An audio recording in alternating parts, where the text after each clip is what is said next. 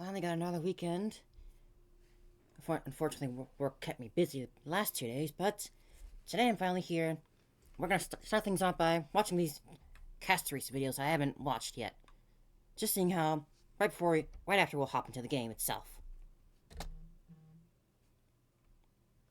Once Sidonia's maiden of war, she granted a merciful death to the living. Hello, now Albert. she roams the mortal lands to seek the core flame of death and the meaning of demise. The Nether Realm, where all things return to nothing, calls out to her across the threshold of eternal rest. On this episode, let's keep up with Akima's mortician, Castorice, the servant of death. Wait, let's not keep up with this gal, you know? Cypher. Hey, maybe this episode should be called Not Keeping Up with Star Rail. No need to be that scared. You just need to get stronger. Oh, how can I do that, Miss Cypher? Pray tell. You know what they say. Being bald makes you stronger. I can help with that. Then we'll see how many feathers I need to pluck to keep up with Miss Castorice. Castorice is a quantum character following the path of remembrance. Her hands only compose elegies, never able to touch the living. But the touch of death also gave her the power to slay the darkness. Oh. Princess Homebody is super kind and nice, but gets impossibly anxious with people. It's really fun to tease her. But make sure you don't actually upset her. Otherwise, you'll be wrapping up your life for real. When she uses her basic attack, Castorice swings her scythe to deal quantum damage to one designated enemy. This scythe looks mighty expensive. I should get a closer look next time I team up with her. When she uses her skill, Castorice deals quantum damage to one designated enemy and adjacent units. This does not consume skill points. Oh, so what's the cost then? Well, Castorice's skill will consume a set percentage of current HP from all allies. Ouch. I'd better stay on the sidelines as a cheerleader. You see, it'll actually grant our team greater power. Since Castorice's damage dealt increases when allies lose HP, she also has a unique energy system called New Bud. Max New Bud is determined by the combined levels of all characters on the field, and Castorice gains 1 New Bud for every 1 HP lost by the team. After unlocking the trace Contain Dark Tide, Castorice also gains New Bud when allies are healed. When max New Bud is reached, Castorice will activate her ultimate, summoning the Memo Sprite Netherwing and advancing its action by 100%, while also expanding her territory, Lost Netherland. All enemies, all type res decreases while in the territory, Lost Netherland. When Netherwing is summoned, damage dealt by all allies increases for a set number of turns. That's so cool. Princess Homebody must be pretty rich if she can afford such a huge pet. What do you mean? Well, she would need a big house. Yeah, sure. It's funny. Netherwing shared the damage decrease effect of Castorice's talent and can only act for a set number of times. While Netherwing is on the field, it acts as all allies' backup. Enemies cannot actively select backup units, and allies' blast abilities cannot be blasted to backup units. When allies are damaged, their HP will decrease to a minimum of 1. Further damage taken is transferred to Netherwing, but at an increased rate until Netherwing leaves the field. This dragon has a serious history, you know.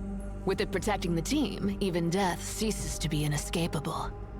Death is not the end, but the beginning of a new life.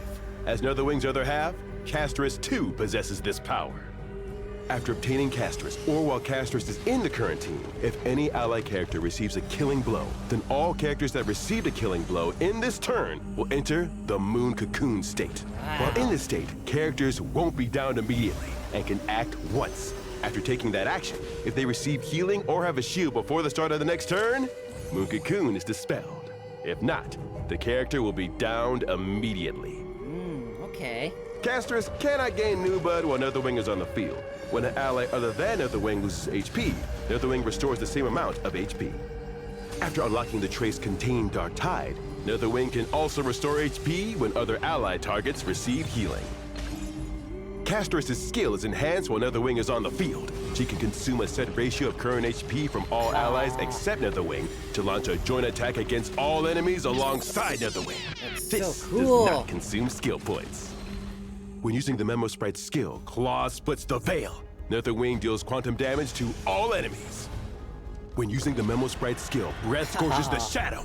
Netherwing deals quantum damage to all enemies by consuming its own HP equal to a set ratio of its max HP. Oh This my ability can God. be used repeatedly and will become enhanced with each use. Oh, how I wish my Albert mouth cannon could do the same!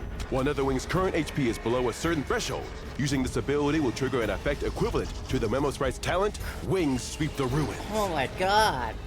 When Netherwing disappears, it deals multiple instances of quantum damage to a single random enemy, while also restoring HP for all allies. Jesus That Christ. dragon's real angry compared to Princess Homebody. It blows itself up after spitting on you.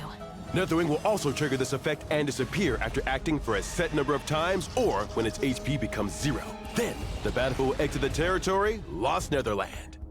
After unlocking her technique, Castorice enters the Nethervale state, and enemies cannot actively approach her. Ah. While in Nethervale, actively attacking enemies with Castorice will initiate battle with all enemies within a set radius and summon Netherwing.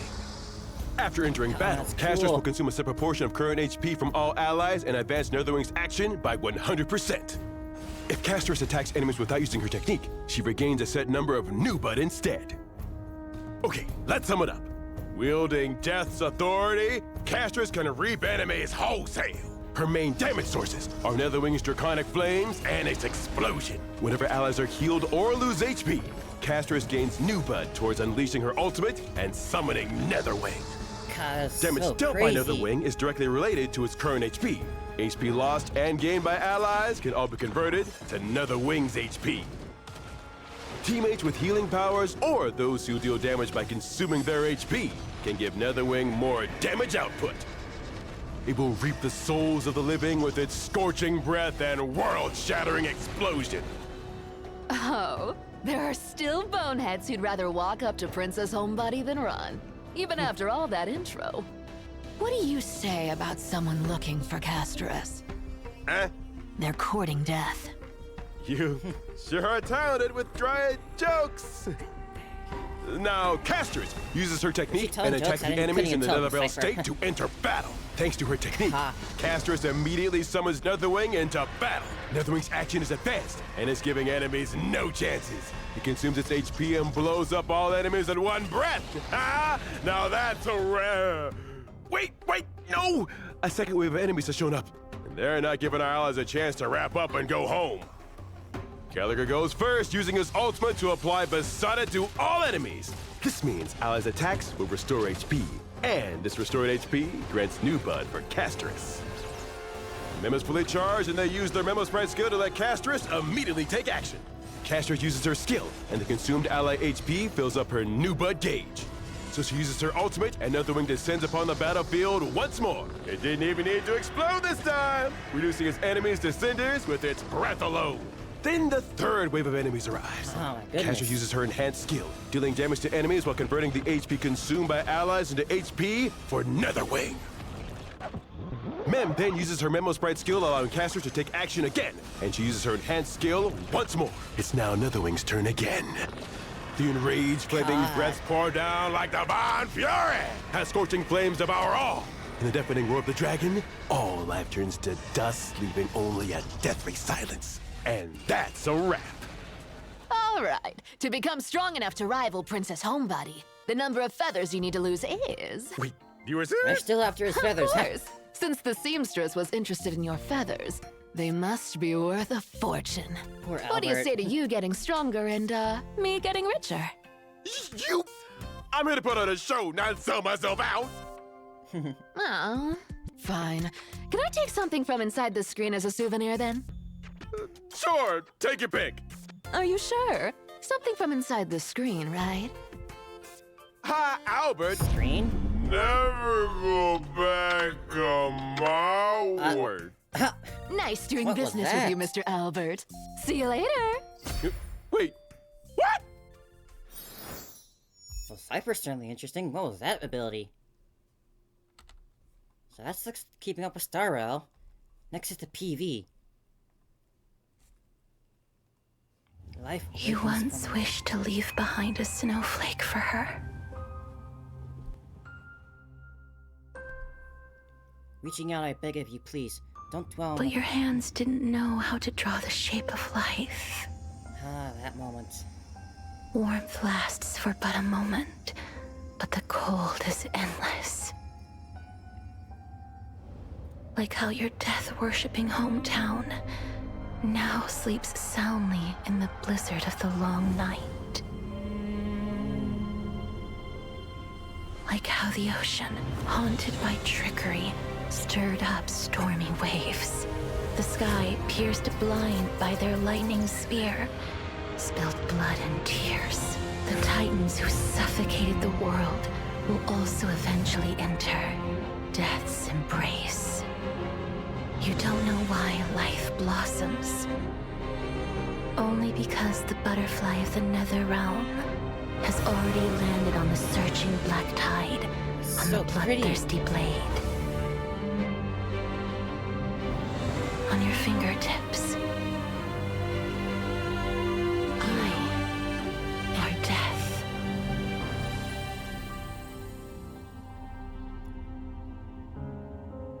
So, in the land of death, I dare not look at the garden of life. I fear that promises may be broken after they're made. Tears may follow after a smile. And then an eternal farewell may follow an embrace. Ah, poor Cass. It's better to have stayed in place and never had anything at all. Even so, death is not the end. To walk toward that distant tomorrow, we make a promise. The flame chase journey won't end with my departure. See you! We'll meet again on the shores of the West Wind. Tribute. I gained inspiration from death, and should repay it in kind. Wow. Golden blood from death. Just treat it like a game of death. Come with us. One day, just as we have testified for you, you will be able to testify for yourself. I wish I Put could them be all. like all of you and embrace the world before death comes, so that the souls of the world no longer weep and the city bells never cease ringing. Even if it's just once, I want to use these hands.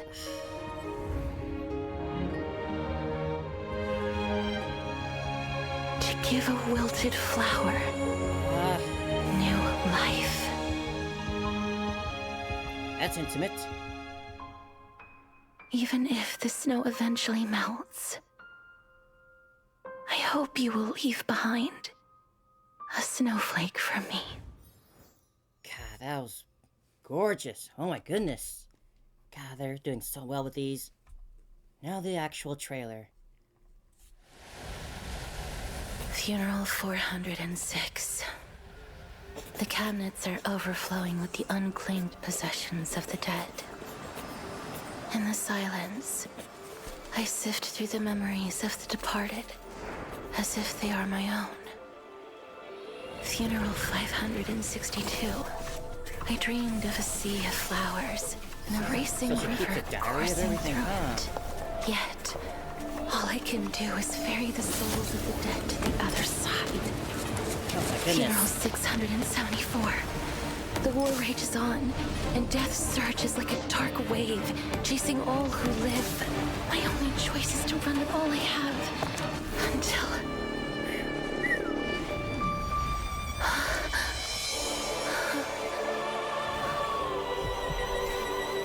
Oh my god.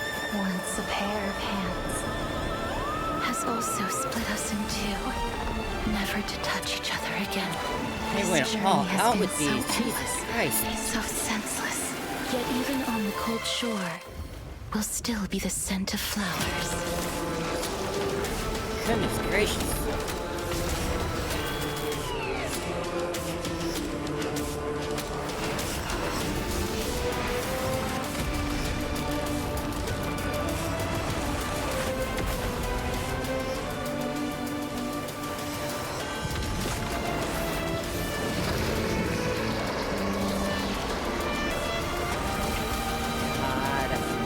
So cool.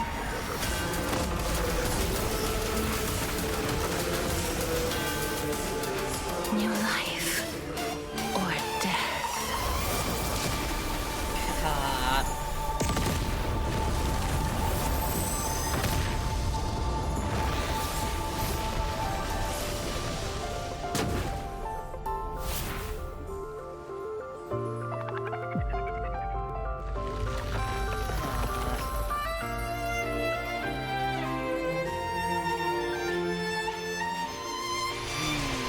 Wonder who that is.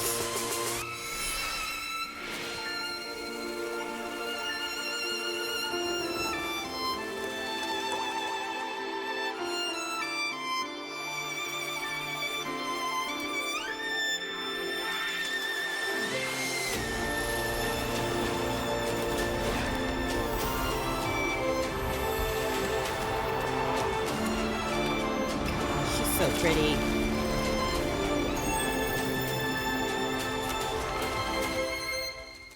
Sister, huh? Don't forget. Don't forget. Oh my goodness, those are all so good. Now it's time to finally get into the actual game.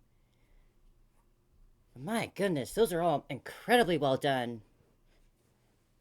I'm so excited to get into this next story bit. First, we gotta actually get Castorice, though.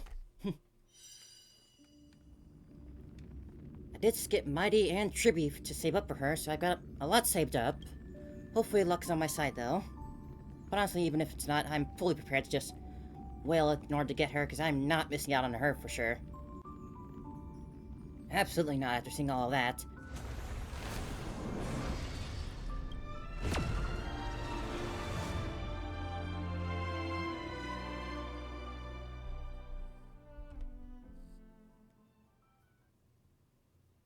Come on, let me in, let me in.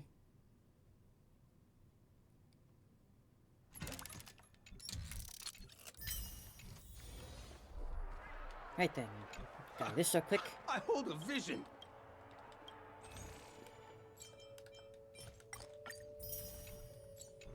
Just had to do that first. Now, let's head on back over to Amphoreous. Come on.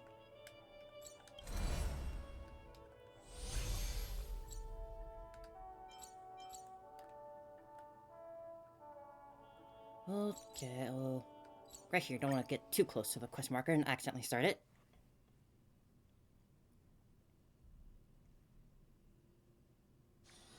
It's still early. Yeah, this'll do. Where to now?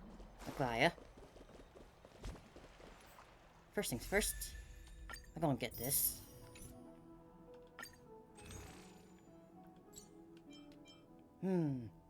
I'll get... yeah, I'll just go and get an Rame.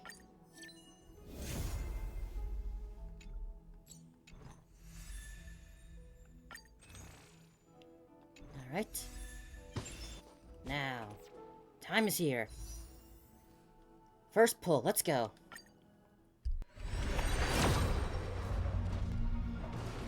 No luck on the first. Number 2. No, not quite. Number 3. I am pretty fresh.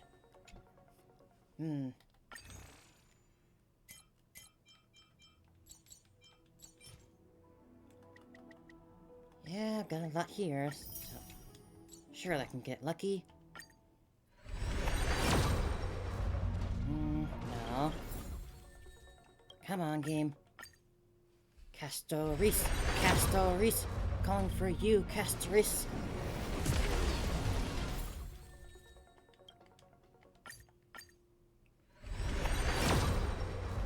Ah, still nothing. They're making me work for it this time. There we go. Okay. This is... I don't think I have any pity. No, I definitely don't. So, here goes nothing.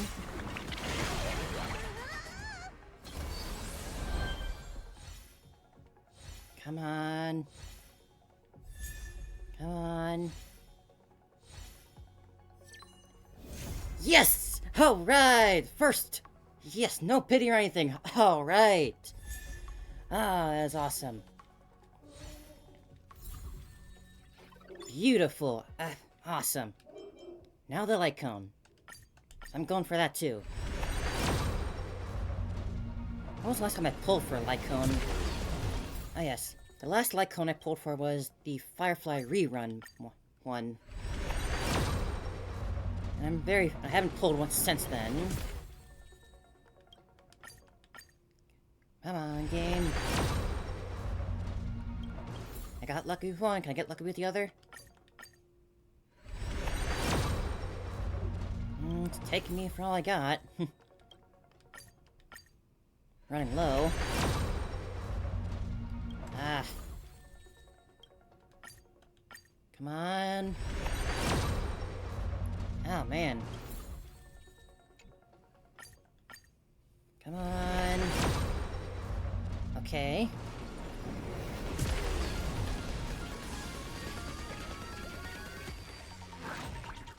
Again, no pity, so just praying. Come on. Yes! Oh, great! Perfect! Ah! That is fantastic! And spelled Blackstone and Acheron. Wonderful. Alright, got both on the first try. No pity or losses. That is fantastic. Oh, goodness. You're that glad I got Castorice. First, I'll give around her little thing. Where is she? There. An ultimate zone is deployed, demand supply, yada yada. Can life's past moments truly be restored to what they once were? Whatever you say, I wasn't listening. Castor.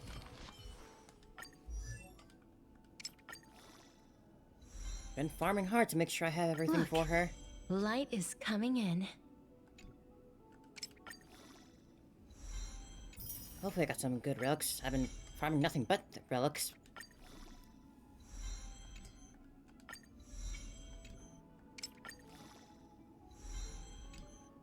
Look, light is coming in. Indeed it is. Gotta make some more of those. No, don't use that.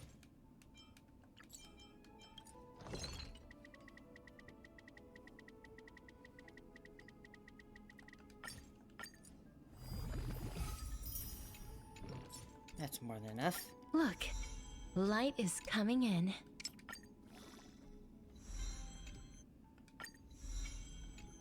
And there. Light cone. What does it actually do? Increase max HP by 30 when the wearer's and the member side loses HP during their own turn. Wearer gains Death Flower, allows wearer to and the member side ignore 30% of the target's defense. Wow. Lasting for 2 turns. Member side disappears at advances the wearer's action by 12. That is very strong.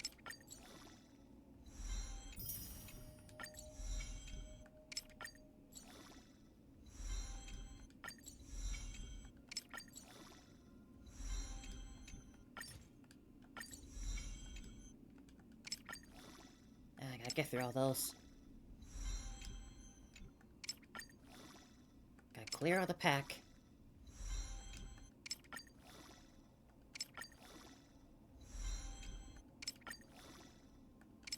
Such a pretty light cone too. Like that is just gorgeous. I would hang that artwork on my wall if I wanted to. If I could.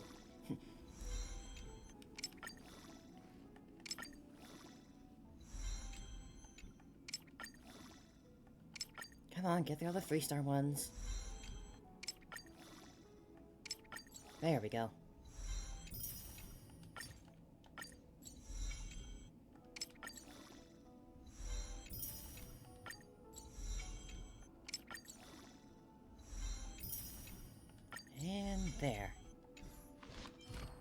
And traces.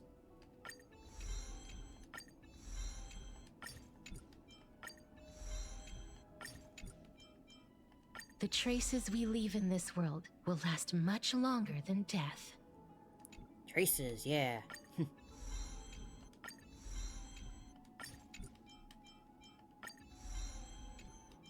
The traces we leave in this world will last much longer than death.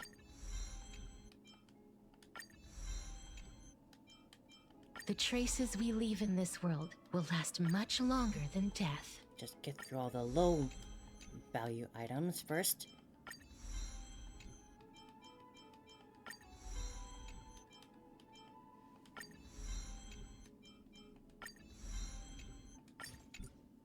Alright. Go and make a bunch of these now.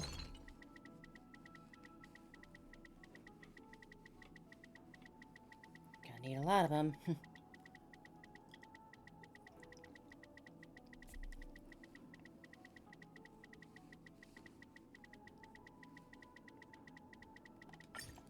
Alright, that should do for a bit.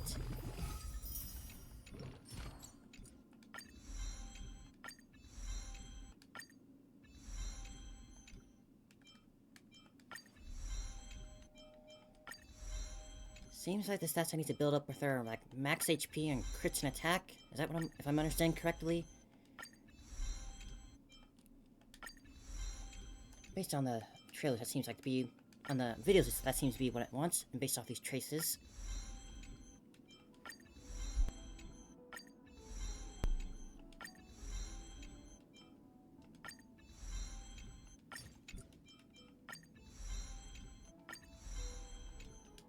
Almost there.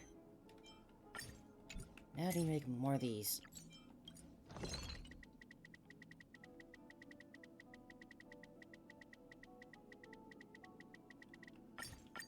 It's nice that it goes and makes the use of the lower tier items and make them for you. That's a nice little thing they added.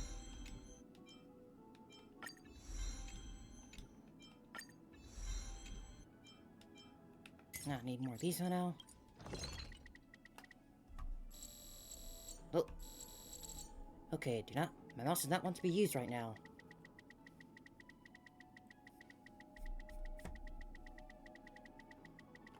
That should do.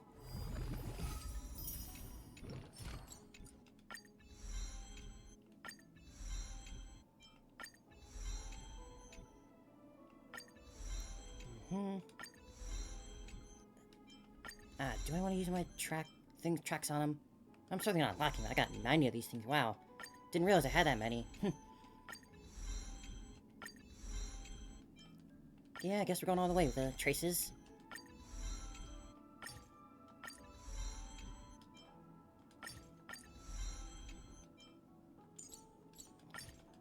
And that's all of everything. Well, I need to get 80 for those, but whatever. Now the relics. What's Smart Equip do?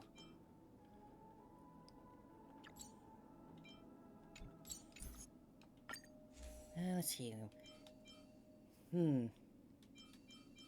What do I have? I never looked deeply at any of the relics I got. Suppose this one works well.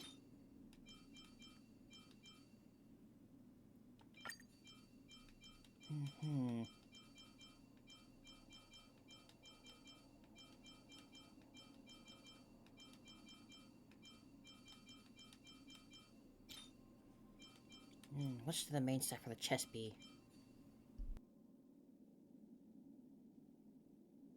I always lean more towards crit rate being the main stat, since that seems to be one of the harder skills to level up, to get points for. This one could also be good. Now, let me look again at these.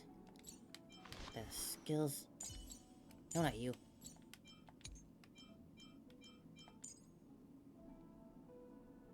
Yeah, I need the max HP above all. That should be the top priority.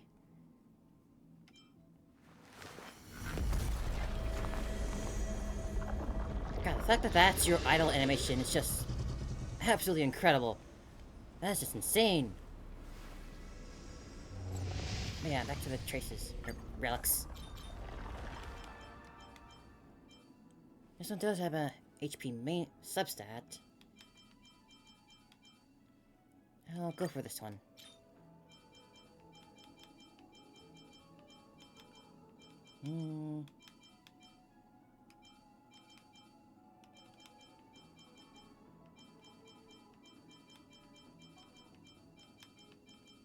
I really don't have any good health main stat boots.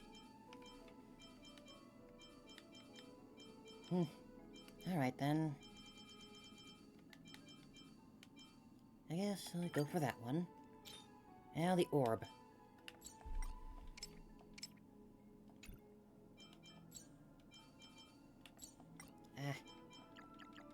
Turn that off.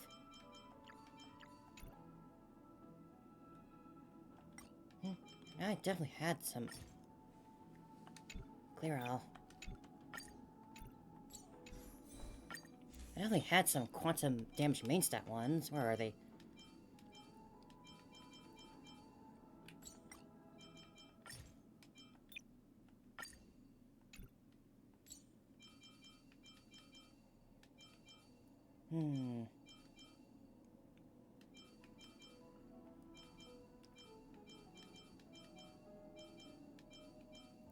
How about this one?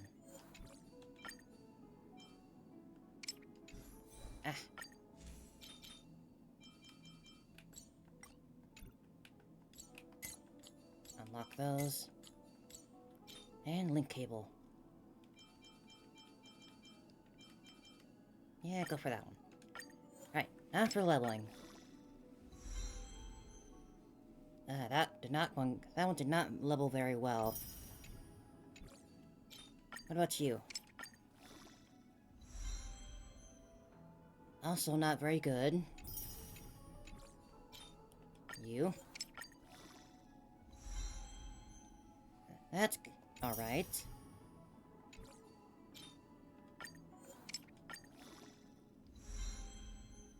Yikes, that one sucked. That's definitely a swap.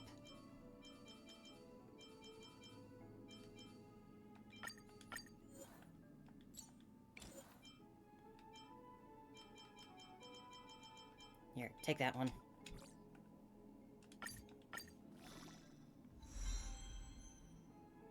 Better, but still not much.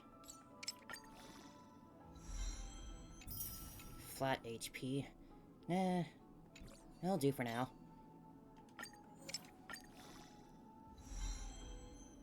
You went to crit again, flat health. The health percent's right there.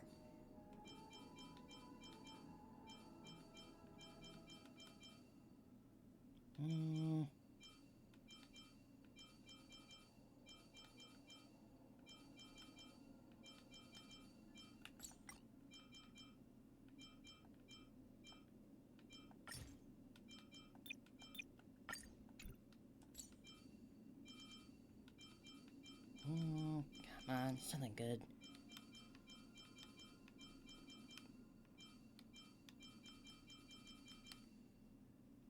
Oh well.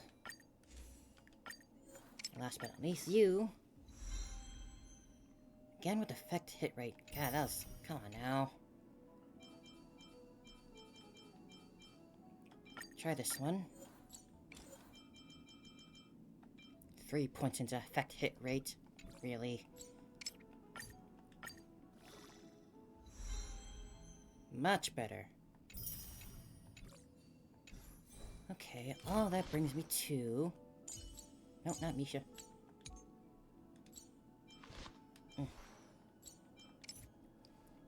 Okay. Only 58% crit rate. That's why I like the crit rate main bodies, but... I do have the 8,000 health. How does that compare to, like, other characters I have? 8,000... Oh yeah, that's definitely a lot of health. By a long shot. I guess that's good enough for now. I'm not really a perfectionist or anything, but I'm happy with that.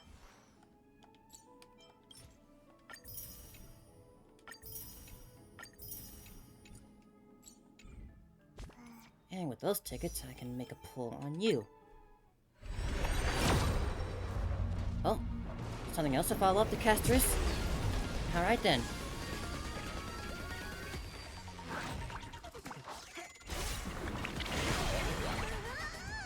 Who's it gonna be this time? Branya, okay. Anyone else in there?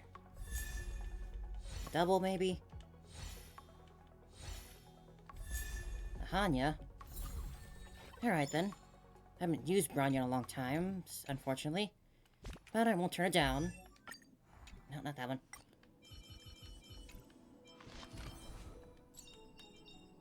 The future of Belobog shines bright. Alright, now to make a team. What team do I want to dismantle?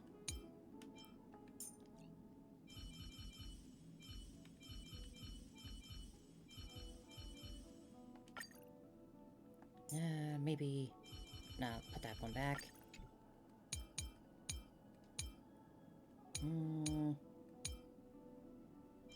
I'll dismantle this one.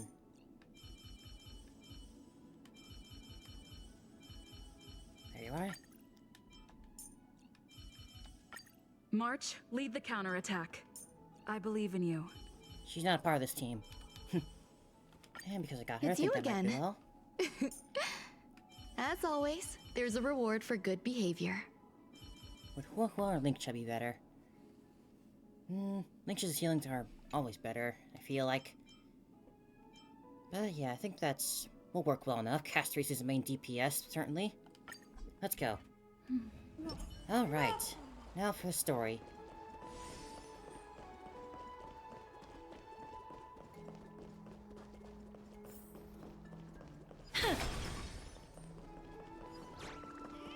Head to the Garden of Life to discuss what to do next with the Chrysos heirs. Spindle laboring to weave the tapestry of time. Hey, Tribby. Tribios' memory has unveiled in the first prophecy. All shall bid farewell to one, and that one person will witness the miracle. Such is the will of fate.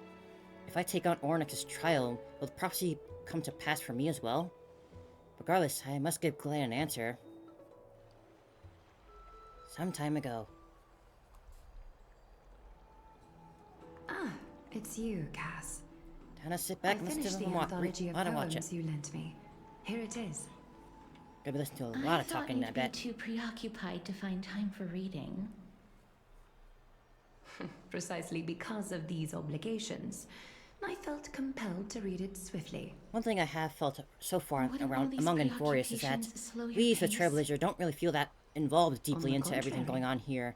Knowing that time is limited can push one to overcome So hopefully the that limitations. changes a bit now with this The story weight of these update. responsibilities seems to have enhanced my reading efficiency. I understand completely. During my time at the Grove, the closer exams drew, the more efficient I became at tackling everyday mundane tasks. I forgot to play Castorice's demo Anything in-game. but my actual studies. Oh well. Precisely. As I remember, you and Phainon were both disciples of the new Sporists. I assume that Anaxa's exams are as unreasonable as the man himself, correct? The courses Professor Anaxa taught were Introduction to Alchemy and History of Mythology. And to be perfectly honest, those two courses were the students' greatest nightmares. Alchemy seems fun. The history of mythology, taught by the blasphemous great performer himself. I can imagine their fear. Now that I think about it, students would often rush to the podium during class to challenge him on those blasphemous ideas.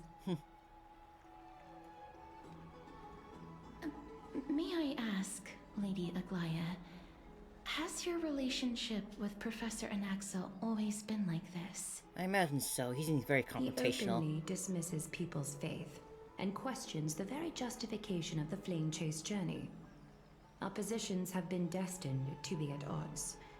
While you were studying there, I assume you must have heard of his nickname. A Dromus draped in finery? As I see it, this nickname is more of an insult to the Dromas. Despite his insufferable arrogance, I do hold a certain respect for his nature as a scholar.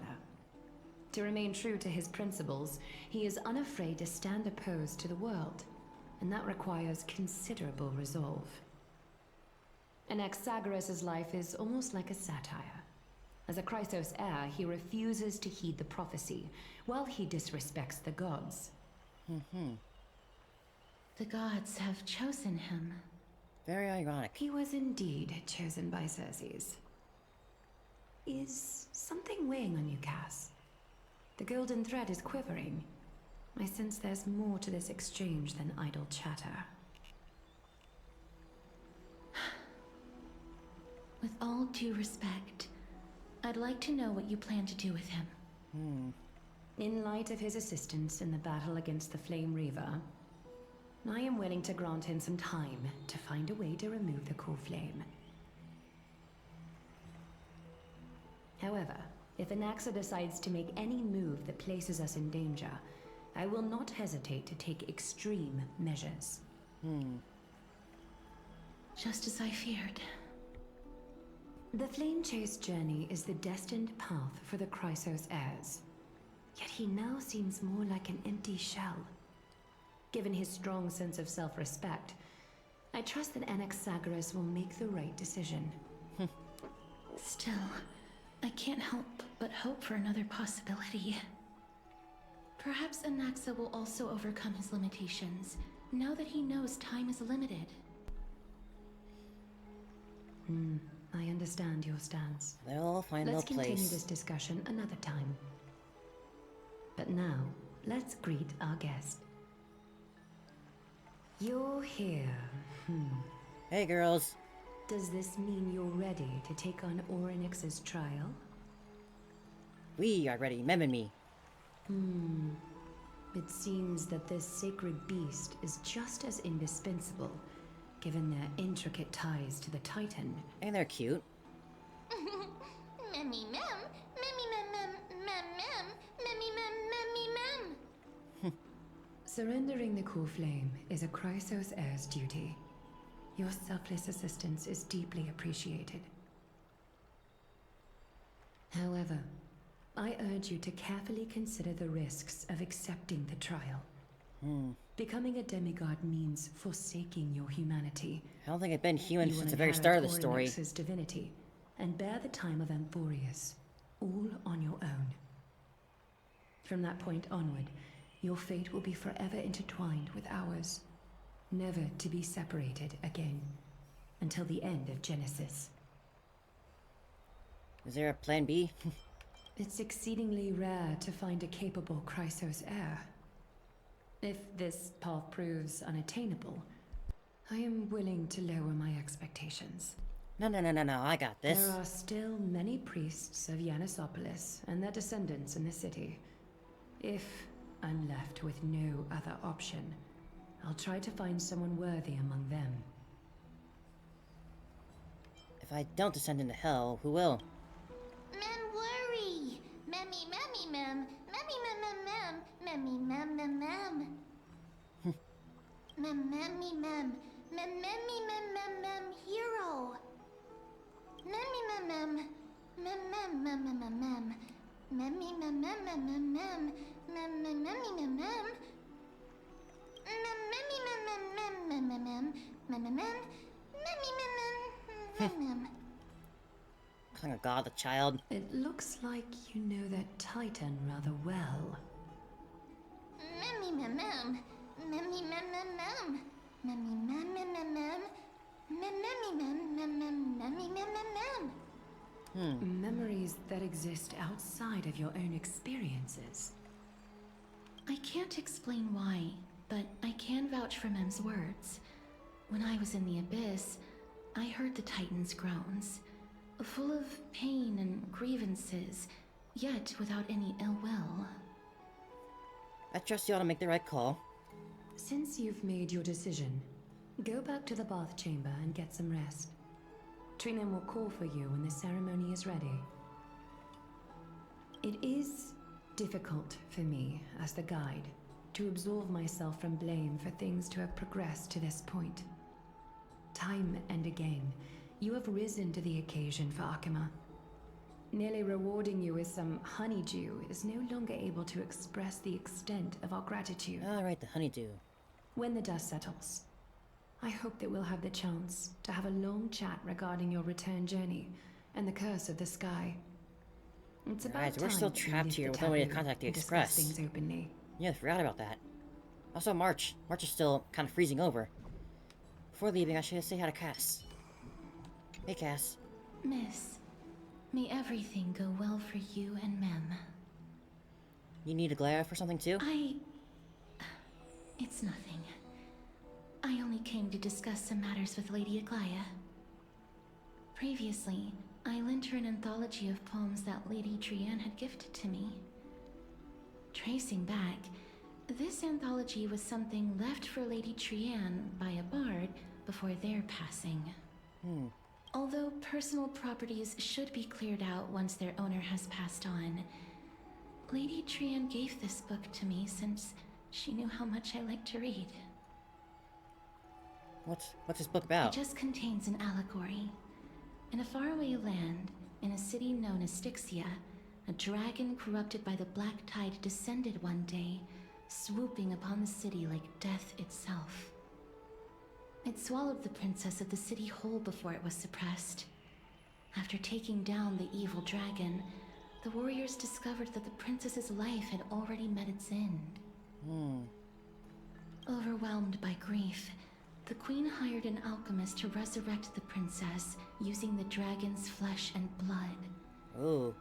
However, having lost memories of her previous life, the resurrected princess turned into an evil dragon herself and wreaked havoc on the city. As a result, the prosperous Styxia met its demise. Tragic. Touching in a way, though. Mem? Mem. I actually think so too. Mem? Mem? Mem? I played the system. The author of this book is Archepia, a wandering bard who traveled to many cities. Among the things she left behind are poems, dictionaries, and many tragicomedy scripts. She even clearly underlined and took notes in books that covered myths with her elegant handwriting. While flipping through these books, I felt like I was afforded a glimpse into the life of Archepia. It felt just like I was traveling with someone that I'd never met before. It was as if she had yet to pass on and was still alive. No one goes through life without leaving their own mark behind. That's right.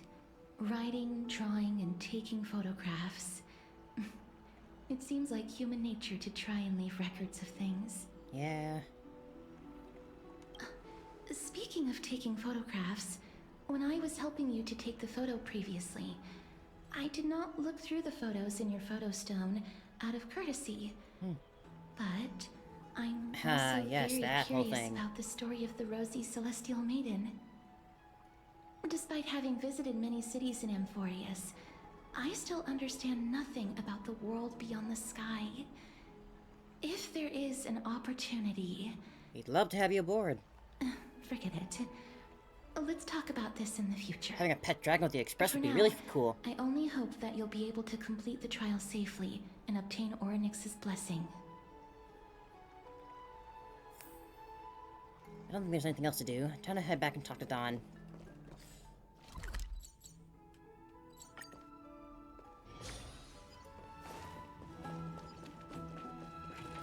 Hey, Dawn. Oh, Phyon's here, too. Citizens Assembly? That's right. Oh, partner, you're back just in time. This is something that the both of you should probably know. Some good news? Good news? I wouldn't call it that. Darn. Do you remember the Council of Elders that was on our heels previously? It seems they've made their move. Some background information for you. The Council of Elders is an authoritative body in Amphoreous, made up of different city representatives. They hold legislative power over the Holy City, and are in charge of presiding over the Citizens' Assembly held once every few years. Sounds boring. This is the most important social event of Akima. It is highly influential, and can even affect what happens to the Flame Chase journey. Ah. So Glide didn't actually call shots then. Despite her vision and wisdom that spans across thousands of years, even she cannot win over the hearts of everyone. But she's so pretty. I never once passed my sociology class. Perhaps you should retake some exams next time you visit Paperfold University. Nope. So what's the symbol? Every 5 to 10 years, the Council of Elders organizes a Citizens' Assembly at Dawncloud. During the assembly, the representatives will vote on major issues, such as whether the Chrysos heirs led by Aglaya should still hold the right to govern the Holy City, and whether the Titan's conquest should continue. Sounds like the sort of system to balance the heroes and the mortals. That is correct. However, the problem lies in the fact that there are ill-intentioned extremists in the Council of Elders. What is this, the Segovia Accords again? As a way to restrain the Chrysos heirs, and hope to take complete control over the Flame Chase journey. We can refer to them as the Opposition. During the assemblies held in the past 100 years, the voices supporting the Opposition have been growing stronger in the shadows. It's only thanks to Aglaya that the Flame Chase journey has been able to continue to this day. The Citizens' Assembly is just But what are they planning to do if the Flame Chase journey ends? But this time, there seems to be a new variable to the situation. No, although it might be mentioned, the Council of Elders has another target in mind. I'm afraid that the Council of Elders might want to take advantage of Professor Anaxa. Aglaya will surely take back Circe's core flame. But with Anaxa's current condition, it's so unique that nobody knows how taking the core flame away from him will affect him. Yeah.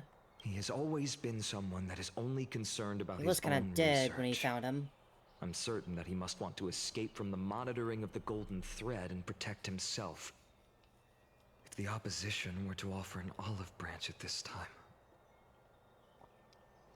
You suspect that he might try to portray the Flame Chase journey and defect towards the Council of Elders? Anaxa has never believed in the prophecy, so technically it cannot be considered a betrayal. However, he has taught many Chrysos heirs, and has long been considered an important ally of Akima. I truly do not wish to see comrades turning on one another. Yeah. I have a better understanding of the full picture now. Is there anything that we can do? As I believe in his character, I plan to plead with Aglaya and try to buy more time for him. Then, the greatest way in which you can help is for you to know what I am fighting for. We understand. Thank you for being honest with us. Things are piling up again. Are you and Mem tied up with Akima? With you and Mem tied up in Oronyx's trial, and while I'm preparing to visit the Grove, to uncover the clues about the world beyond the sky. None of these things seem to be like they're going to be easy to deal with. Allow me to apologize for the fact that we always seem to be troubling you. I hope that Oronyx will show more benevolence and be more accommodating. I remember that they seemed quite fond of you back in the Abyss. Were they? Go and rest and regain your strength. We'll meet at the Vortex in a few days. Oh, right. You can read this scroll if you want to find out more about the Council of Elders and the Citizens' Assembly. Democratic politics have always fascinated citizens of different cities and city-states in Amphoreous. When Akima was first established, its democracy was limited to a privileged minority. However, through ongoing reforms in Akima's citizens, Assembly took to the stage, transforming Akima's governance into a democracy for all, where all citizens' assembly made every major decision. Blah, blah, blah. Politics. Rest up for the night. Just as I suspected, the troubles affecting the Flame Chase journey aren't just external issues. The complex internal politics and interpersonal relationships are also exacerbating the problem. We can't let our guard down yet. We have to find out where we stand in this large interwoven web. And I'm gonna sleep for that. Memmy, nervous. I feel like a sitting duck that's been thrown into the deep end. Speaking of which, I don't recall seeing any rubber duck toys in the Bath of Alchema. Seems like they only have these seals. Let's just hope that everything goes well. After all, as someone who's earned the gaze of an Aeon, you should be able to overcome the trial of a regional god just fine. Multiple Aeons at that. We've also unknowingly gotten used to sleeping with the midday sun shining brightly above our heads. Get some rest. Perhaps a new phase of the trailblazing expedition in Amphoreous is about to begin. Yep. All we can do is wait. A few days later, the Vortex of Genesis. Esteemed one, Oronyx's vacant totem awaits. Let's do this. If you have already made your preparations to become a pillar of Amphoreous, please, step forward. That dumb smile.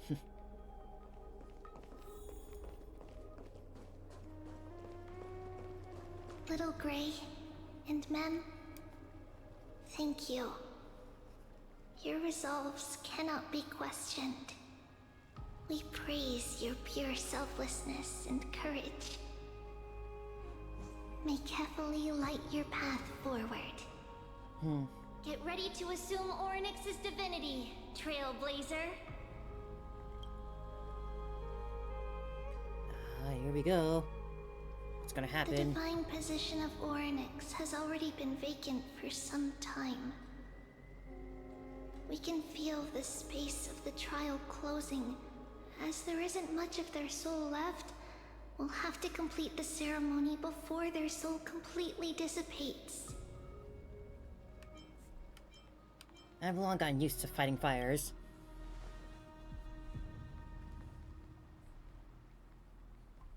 The eighth core flame coveted by the miracle that once belonged to the great Veil of Evernight, Oronyx. It shall now be returned by the two elected heroes of the Chrysos heirs. A traveler who is upright and courageous, and a sacred beast that invokes miracles. And it's oh so cute. Mem. Both of you, please, come forward.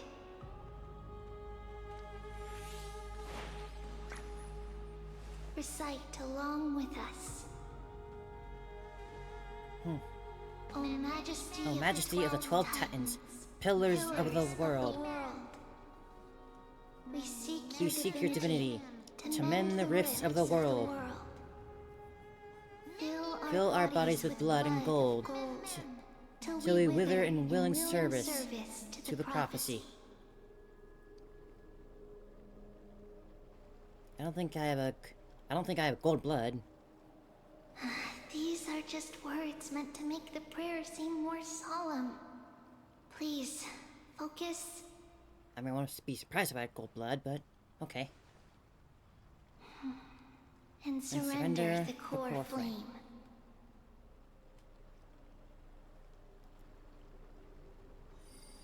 Oh. Submit the core flame and complete your objective.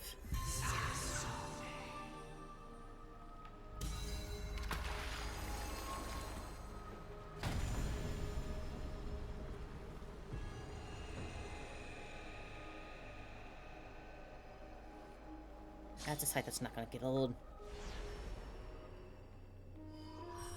Ah, we're the box one.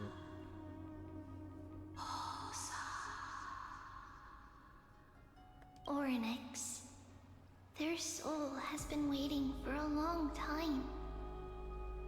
Perhaps they're also quietly waiting for the arrival of their successor. Wait for my return, my friends. I love all of you.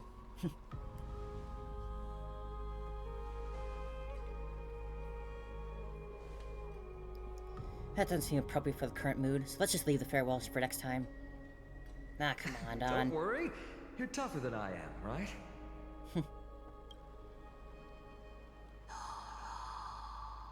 Yeah, I'm coming.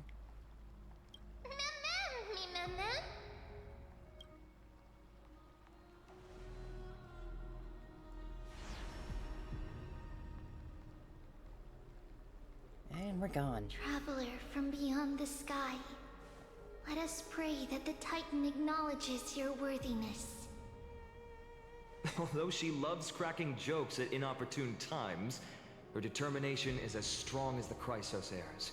She will definitely succeed. While she's away, I would like to have a chat with you, Aglaya.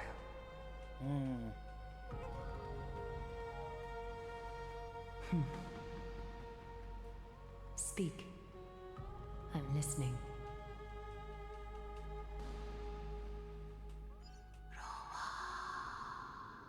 Oh, here we go. Slap, slap. Wake up. I'm up, I'm up. How is it? How do you feel? You're speaking full sentences. Right? I think that it's amazing too. Testing, testing, 1, 2, 3. Testing, testing, 1, 2, 3. Gosh, she's so cute. I have such a cute voice. Yes, you It do. must be because of all the memories that I collected. They allowed me to grow beyond expectations. Also, listen. The words of the Titan are becoming clearer. Mother. Oh, Mother. It hurts. Have I finally reached the end? Are the years of isolation coming to an end? Oronyx. Oh, how heartbreaking. Ever since the figure draped in the black cloak robbed them of their core flame, they have been relegated to waiting in isolation in such a confined space. We are going to help alleviate their pain, right? hopefully. Memories. Broken. Mother. Where? How does one be a mother to a Mother? Titan? Who are they calling out for?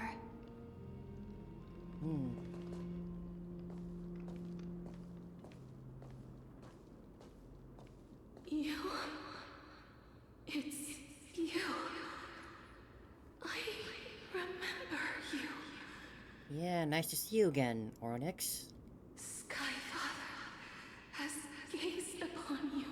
Skyfather. Mother is calling for you. Does Skyfather refer to Fuli?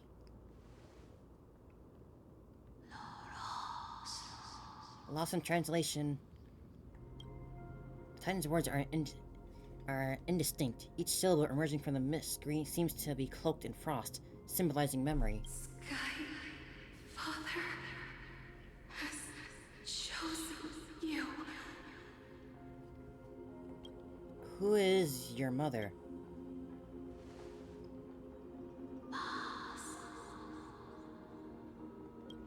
A majestic voice pierces through the golden mist, reaching the unseen mountain walls in the distance, reflecting and returning to your ears as an echo. Within the echo, you seemingly can make out the cry of a baby. Mother is no longer responding. Cry of a baby, huh? We've come to you because of something important. Something important. An important matter. Oronyx, listen to me. Aren't you tired? Throughout the long years, you have always been protecting the fate of Amphoreous. Each time people draw strength from within their memories, every single ripple falls onto your shoulders. There's no need for you to bear this any longer, Oronyx. From today onwards, someone else will bear time on your behalf. This is why we have come. Freedom. This Titan voice does deserve a hug. The way their voice sounds so hurt. I want freedom. Oh, poor child. Everything will be fine. Let us help you. You can have a good rest now. Yeah. Leave it to us, Titan. What's troubling you? So...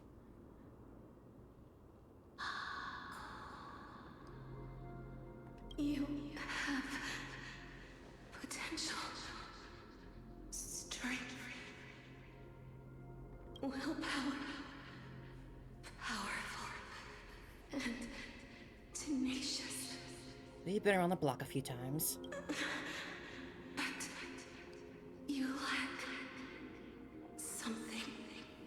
Lacking? Just one thing. Lacking something. What is it? Maybe the memories from before we got to Stellar Run?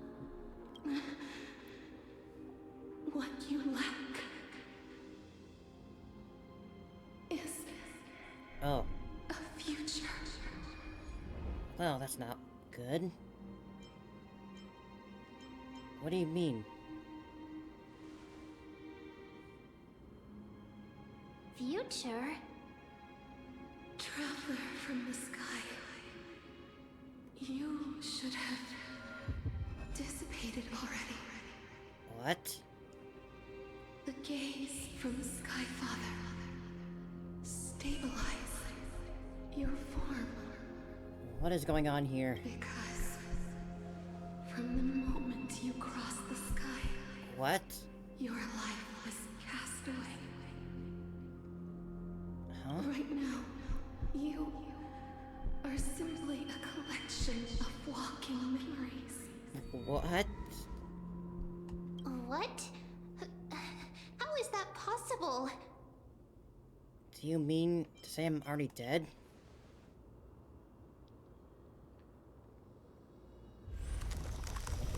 Oh. Coolly. Oh boy. This is time to be on a strong start. Is collapsing. Someone must inherit the authority of time. If the pillar is lost, the laws of time will collapse. Oh boy. Amphoreous will succumb to eternal disorder. Oh god. You still haven't explained anything to me. What about the child? Time never compromises, never bears grudges, never forgives, never makes a choice. Child of humanity, Titans, Mother, Sky Father, time restrains everything What that else? exists Is light in going? this world. Oronyx's divinity Oh god. is dissipating? Is the trial coming to an end? Pathstrider of remembrance, my strength, I shall entrust it to you. Is there light going out? The fate of the world, if you wish to, save it. Go and find your future that has been stolen. Even if that means you'll have to cheat death. Well, look, we got a Grim Reaper on our side already with Castorice. You'll have to challenge that. Hand of shadow, clasped with unyielding fingers. Whoa. Before the passing of the 15 entry hours, go forth and reclaim your future. So we got 15 hours to reclaim? This is the true trial of time. Oh my gosh. What an explosive start. You're finally awake. You were caught kind of trying to cross the border, weren't you? I'll keep it simple. You succeeded. Oronyx has entrusted you with their divinity. Now you're no different from a demigod of Amphoreous. However... Mem has told me about what happened during the trial. They are still explaining things to the others and told me to bring you back to your room to rest first. Come on now, Dawn, don't sigh. There's something that I've never told you. when we landed on Amphoreous, our car was pierced by Nikodor's lance. Do you remember? Back in the ruins of the Abyss. This was what I said. You passed out when the car got hit. I blacked out too, but not before dragging you out. It's a good thing we were in the car, or we would have been crushed to pieces. Actually, my count kind of made light of the situation. What actually happened was much more complicated. You're not telling me that I got pierced by that lance, are you? You were severely injured back then, with several wounds still bleeding profusely. I struggled to carry you out and used the last of my strength to stem the bleeding, but then I was only hit by a falling rock and lost my consciousness. The last time I checked, you were still breathing. You still weren't breathing. But when I regained consciousness, I saw that you were alive and full of energy, so I never brought this up again. So you were knocked by an unconscious rock by rock. That's besides the point. I'm not sure whether the gaze of Fuli has anything to do with this matter, but according to the Titan, you are living in the form of a memory right now, just like those objects of the past and those miracles of Oronyx. Perhaps Mem is the anchor rope that ties you to the present. I'd assume that they couldn't stray too far from you by the truth, but the truth might be the exact opposite. What about the Stellaron? For a while, I also thought that Stellaron was your life support system, but it seems like this hypothesis has been disproven. It's not time for us to despair yet. There must still be a way to save you. Oronyx mentioned finding your stolen future and cheating death. Concerning Mighty's indestructible body, it seems to suggest that there is some kind of miraculous power in Amphoreous that can even reverse death. The key seems to lie with the Hand of Shadow, whose whereabouts are unknown. Hey, are you alright? Oh, you're still speaking. I heard you two talking about Thanatos. Cass is also very concerned about the warning. Yeah. She has left the vortex and returned to the garden. Shall we go and look for her? Thanatos is the Titan that Cass has always been looking for. Regardless of whether there are any clues, there's probably no one else that understands death better than her. Yeah. Let's do that then. Oh, right. There's something that I have to tell you. The Chrysos heirs already know everything that has happened to you. Yeah, Don already informed me. I was too worried, so I told them everything. Please don't hate me, okay? I could never hate you, Mem.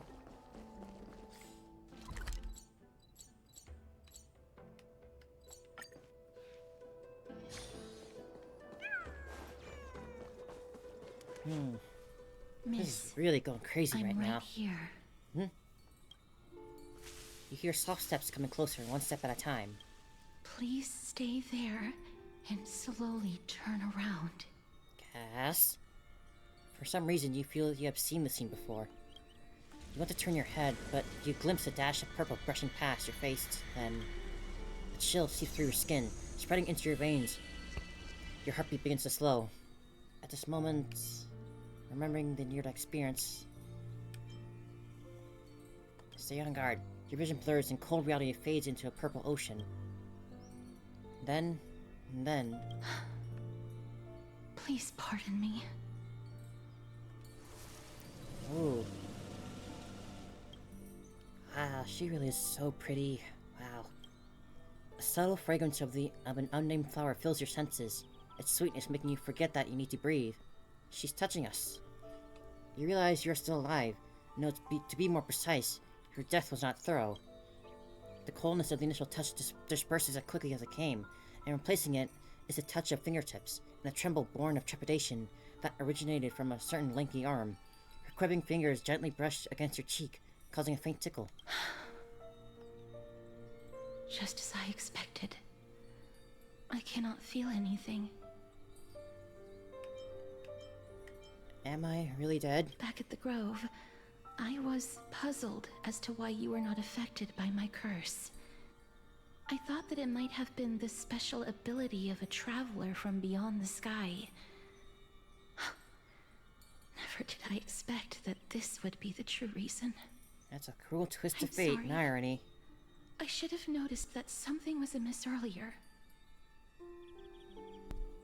Miss, if my abrupt behavior just now offended you, I hope that you can forgive me. Not at all, Cass. I'm just thinking, if your soul has really left your body, as a mortician, I might be able to trace where it has gone to. Cass, did you find anything? My apologies. Not as of yet. Perhaps I have overestimated my capabilities. Well, we still got 15 hours. But, Miss, would you be willing to let me try again? This time, I'll increase the area of contact slightly. Perhaps the result might be different this time.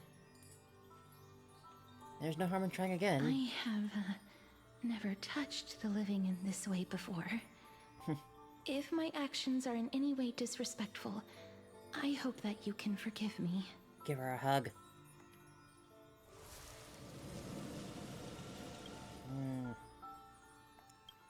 Castorice once again places her palm on your face.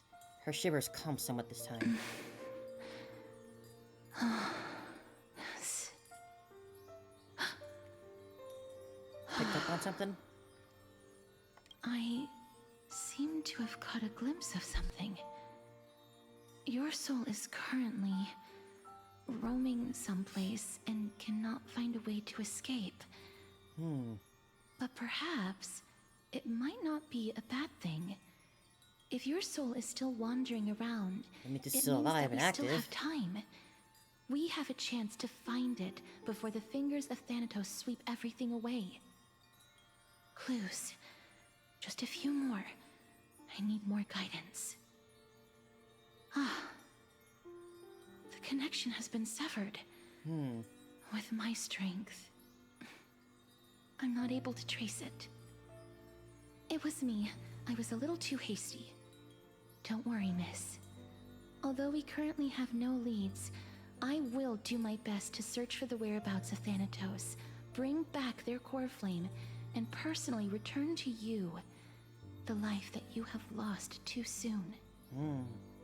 I know that I'm lacking in confidence, but I hope that you can keep this promise of mine in mind. Before I manage to deliver on this promise, please do your best to hang on. Amphoreous needs you. Live on bravely. I understand. Lady Aglaya and Lord Finon are currently discussing some matters in the paths. They're worried about you too. If possible, please go there and let them know that Stay you're alive well. bravely. Although, I don't actually know whether your current situation can be described as well. Also, please accept this Styxian fable. Reading can help one to focus and relax. I hope that reading this can help tide you through this difficult period. Well, thank you, Cass. I do like reading a lot. More species. A collection of fables passed down from the city-states of Dragons and Waves, Styxia, compiled by the Bard's Archipia. This copy is gifted by Castorice by Trian. To gift, Castorice. The Dragon and the Princess. When the dragon's wings first swept across Styxia like waves crashing against the rocks, all from the poor to the rich, from the curious to the fearful, looked up in awe. Dragon, dragon, why are you silent and sorrowful? The princess climbed to the high tower where the dragon made its nest, gently stroking its forehead with pity. The dragon's wings revealed decaying flesh, blackened pus poured out from within. Its distant black tide had transformed into a monster. It opened its mouth and swallowed the compassionate princess whole. A great disgrace, we must avenge her. The archers with silver bows and blacksmiths with hammers gathered 700 warriors, swearing to cut open the dragon's belly and rescue the princess. It was a fierce battle. Stones shattered, columns fell, until the dragon was riddled with countless bone-exposing wounds, bled black blood, and perished. The princess, pulled from the dragon's belly, was already lifeless. My child, born of my flesh and blood, how could I allow you to perish before me? The grieving queen summoned the kingdom's most precious treasure and called upon an alchemist. In the high tower, the alchemist set a ritual, drawing the dragon's bones and gathering its soul, hoping to reshape the scattered flesh of the dragon into the reborn form of the princess. How could the corrupted flesh of darkness give birth to a pure white flower? The princess, resurrected from death, extended her claws and unfurled her massive bony wings, and devoured every last soul in the city. As the evil dragon's wings finally cast the shadow of death over Styxia, none, be they rich, poor, weeping, or trembling, could resist its grasp. Styxia, once a land of treasured glory, your people until their last breath refused to blame you, refused to blame the loving queen, the valiant centurion, the wise mage, or the kind princess, only lamenting the inevitable and unstoppable black death that sealed their fate. Archipedia's note. Oh, this story holds great value. If this is true, then it was the evil dragon that brought death to the Sixia. But where's the dragon now? The one who once took the form of a princess. Lady Aglaya and Lord Finon are currently discussing some matters in the past. It is an interesting read. They're worried about you too. If The parallels are possible, obvious. please go there and let them know that you're well. Although, I don't actually know whether your current situation can be described as well. See you later, Cass.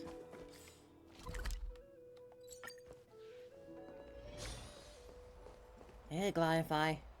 They're here. That partner! Hyacinth said you definitely wake up. How do you feel? A little grim.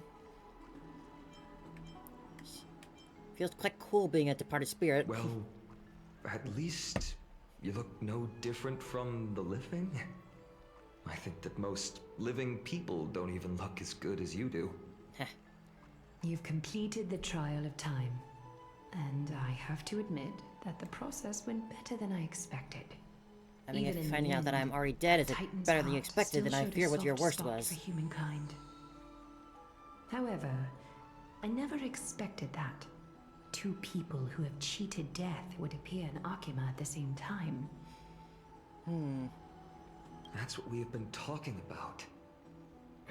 Mighty has been in Akima for such a long time, but has no one thought to study his indestructible body? If there were even any minor breakthroughs, we wouldn't be as clueless as we are right now. Many have had this idea, but so far, there have been no results. If it were successful, Thanatos wouldn't have disappeared without a trace. Nevertheless, now is not the time for us to give up. At the very least, we can still see a glimmer of hope. Cypher. Ooh, Cypher. If anyone in this world knows the whereabouts of death, it would be her. I'll try and get her to return to Akima, but do be prepared for a less than ideal outcome. Please understand that throughout the history of Amphoreous, no one has ever managed to escape the clutches of death. Yeah, that kind of applies everywhere. At the end of time, Thanatos silently awaits all. Thank you for your help. It is my duty. We too require you to bear the divine position of time. But before that, just... What's wrong, Aglaya? Omens always come in pairs. A tiny air current will eventually brew into a storm that tears the sky apart. It's Anaxagoras. Right, him. He has initiated contact with the Council of Elders. In the end, it has still come down to this. I earnestly hope that your assessment of him is accurate, Finan. Otherwise, the efforts of my teacher and I of the past millennium might be reduced to dust because of that great performer. An exact POV. Not long ago. Wow, that's quite the setting. Where the heck are you? I'm back here again. I remember this dream. This realm is covered in a silk-like fog, and the land is barren and harsh. There are two things I wanted to say earlier, but I travelers forgot. leaves tracks everywhere. Try to remember for next break we get. Hey! Excuse me! What is this place? Where in Amphoreous are we?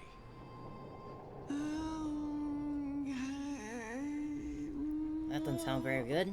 It's like a zombie. The mutters of the traveler are in a language I'm unable to comprehend. Or perhaps they're just distracted and ignored my question. Tell me, which Titan reigns over this land? And how do I find them? I want to talk to your god.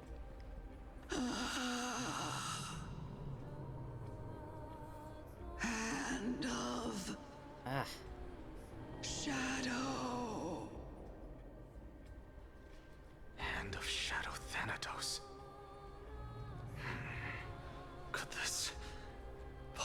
be the Netherrealm? Not Netherrealm. Then where is this? River of Souls? The outskirts of the Netherrealm? Are you heading downstream toward the Netherrealm? I don't think this is the River of Styx. The Netherrealm.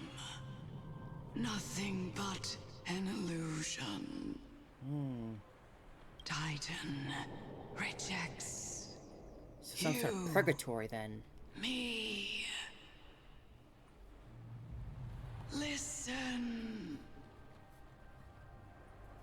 What? The Traveler lifts their wrinkled fingers and remains silent. I look in the direction they are pointing and listen closely. There. A massive shadow brought the sound of rushing tides. The sound of tides. Black Tide? I can hear it.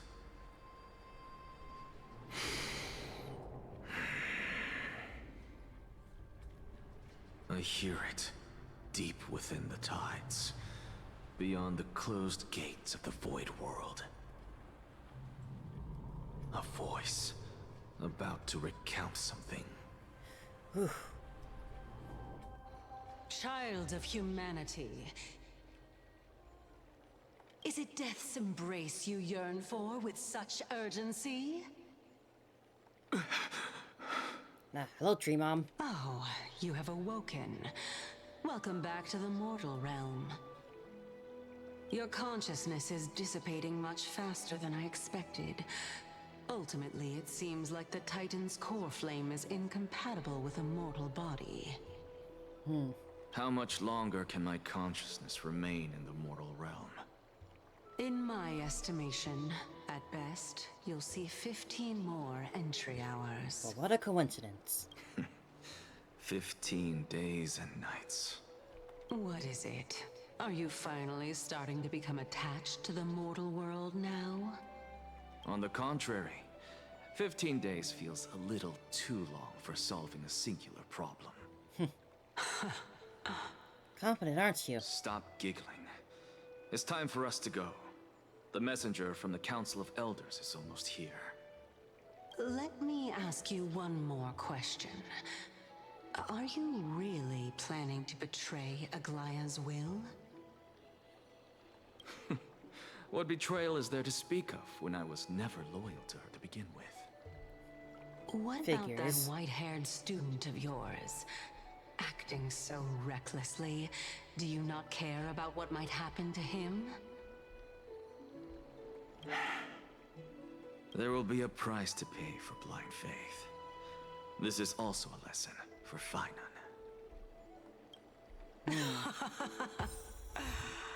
You Dear mother, truly you are granted a me life. strict teacher. Of course. This is how I've always been. So one sort of guess I had was maybe in the future, we'll have like our 5-star March come back and be the one to pick us. There's no need. To be the one to fix our fractured soul or whatever. That was like one idea I had. The other thing I wanted to say was, well, off topic. I had the thought that I hope that they don't handle the Stellar Hunters like the Trailblazers pass with them in the same way they do with like Dainsleif and Genshin. I hope it's not like as spaced out and sparse that you like forget Dainsleif even existed at some points. Like I hope I don't have to wait like every 6 months for like. Lord Inexagaris. Whoa. I hope I don't have to like wait 6 months in order to get like, just a tiny hint of what their past could have been. It's been a while, Lord Inexagaris. You certainly look interesting. I greet you on behalf of all the citizens of Akima and express my deepest regret about what happened at the Grove of Epiphany. It's you. I never expected that you would personally come and meet me. By carefully into Lantern above, I have come as a testament to the justice of the Council of Elders. There are Anti-Catherans here? They have been a rare sight ever since the Chrysos War. I extend to you my utmost respect, revered Titan. I am Lycurgus, though you may call me Lygus, holding an honorary position within the Council of Elders in Akima, and as the Theoros, I stand to protect the right of all upright citizens to express themselves freely. Sure thing, buddy. You can see them too? You know about us. We Antikytherians perceive the world through the amplitude and frequency of souls. Just as I am conscious that Lady Aglaya is secretly What happened if I put my arm through your chest hole? Did you feel anything? Meeting from afar? If necessary, Lord Anaxagoras, I can sever the golden thread to protect your fundamental rights. The demigod should know better, for such is her station. Spare those poor threats, and just let her listen to my words. They shall serve only to unveil her own folly. May I interpret this as you having a countermeasure? I need not any plan, because she can do nothing other than petty espionage. As the Citizens' Assembly approaches, and with Oronyx's fall, any attempt to capture the core flame within me will only usher chaos and calamity. A truth she undoubtedly comprehends. While I, Anaxagoras, serving as the Grove's special envoy to Akima's Citizens' Assembly, have long known the extent of your abilities. Let's forego the formality of asserting authority, Lord Lygus. Lead the way. Let's get this show on the road. Very well.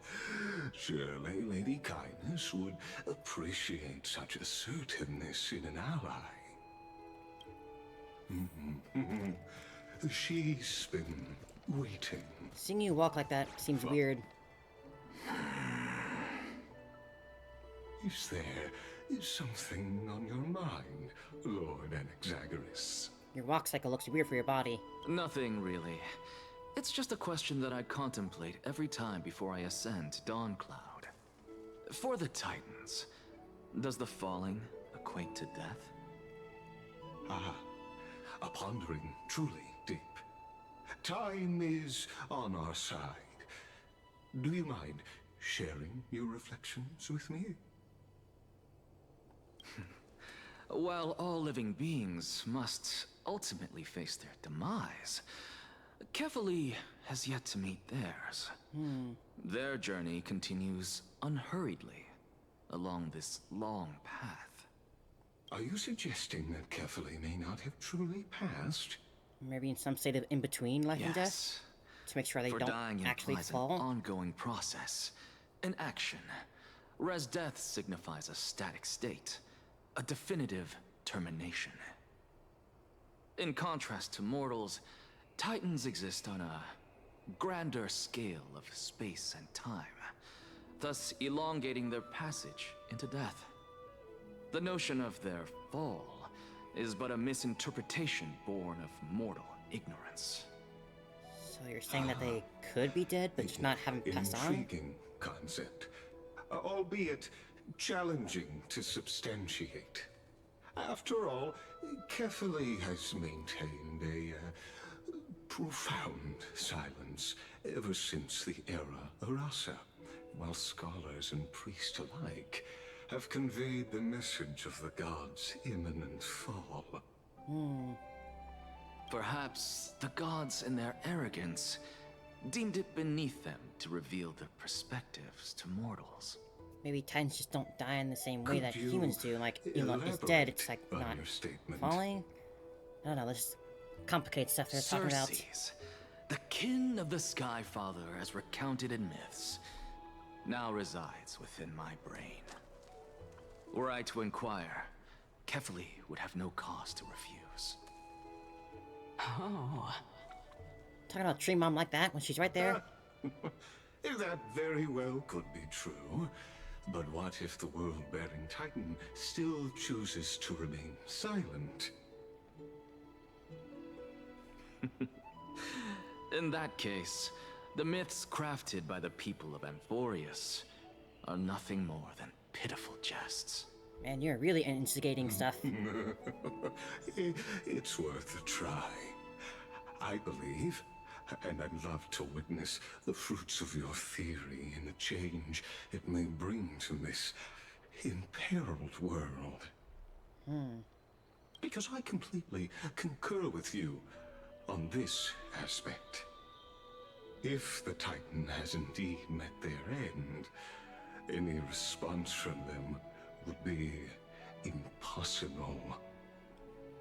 Maybe you just can't perceive the response? Whoa. Oh goodness, that displayed quickly. That's terrifying.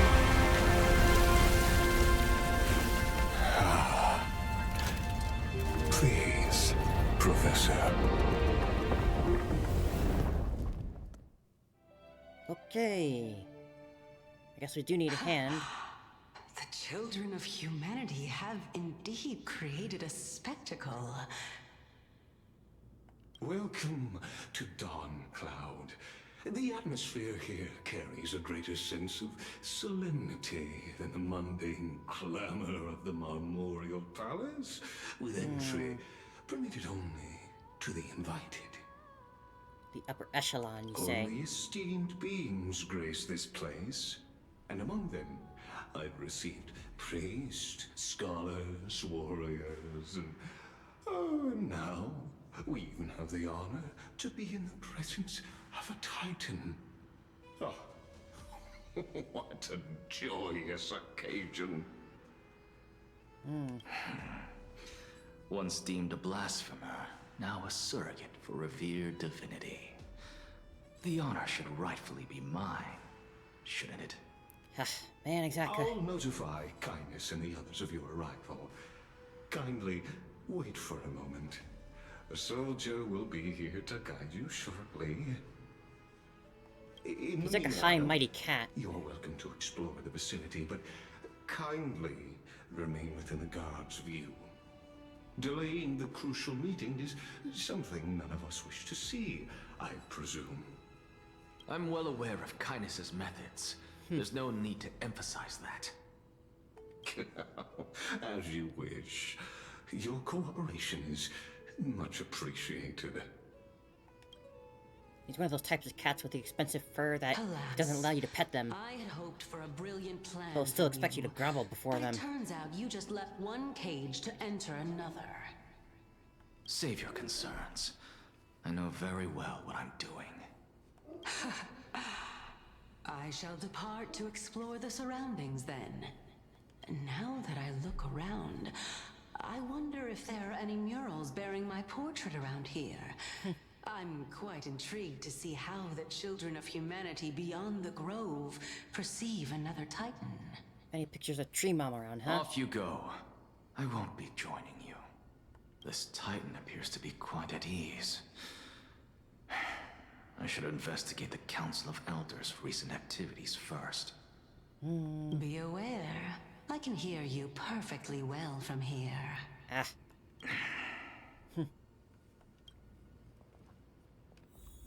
Promise to be on my best behavior, Tree Mom. Professor Anaxa! Over here! Grab. Hello? Professor Anaxa? Word has it that the scholars of the Grove valiantly perished resisting the Black Tide. To find you here safe and sound, thank the Fates. So there are people who like him, You could huh? say it's the Fates toying with us. It's only the Crimnoans and Idonians who chase glory through death. But your survival is a victory in itself. I'd settle for that gladly. So, are you here to report the incident to the Council? I heard that after the Black Tide devoured the Grove, Akuma would be next in line. even with the demigod of stripes standing alongside humankind. Tell me, how And he's much probably does the still fighting Council as of we speak. Elders know about the Black Tide? Once Kindness and her followers learned of Circe's and Oronyx's fall, they proclaimed in the council that the Flame Chasers could no longer stand against the calamity alone. Yet, when the Crown Prince ascended to godhood and repelled the Black Tide, she immediately altered her tune, declaring that all was resolved beyond Akima, with the only remaining menace now being Aglaya and her adherents. They might well make their move at the upcoming Citizens' Assembly. No surprises there, those shifty opportunists. We agree on that. Thank you for your honesty, virtuous student. Whose name I don't remember. Being an opportunist could very well be a facet of wisdom. Shouldn't you be searching for murals of yourself? I've had enough of your prattling. I was really curious to see how you would find the middle ground between both factions, so I came to listen in. But it seems as though this Kindness is much more ruthless than Aglaya. If so, why do you want to work with her? Could it be that perhaps you've decided to readily surrender this hollow shell of yours? Just because you feel like death is fast approaching? He's gonna go kicking, screaming the whole way. I'm afraid you'll be sorely disappointed if that's what you truly think.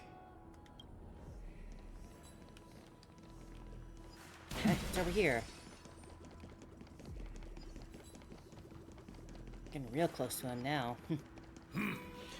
Even blasphemous scholars can come here, it seems. What's that? Looks like my presence here is quite unwelcome. Anaxagoras, I thought that you had died to the Black Tide, just like the other scholars. Sorry to disappoint you. As Cephales's priest, are you not aware of the decorum of respecting the dead? Surely you jest.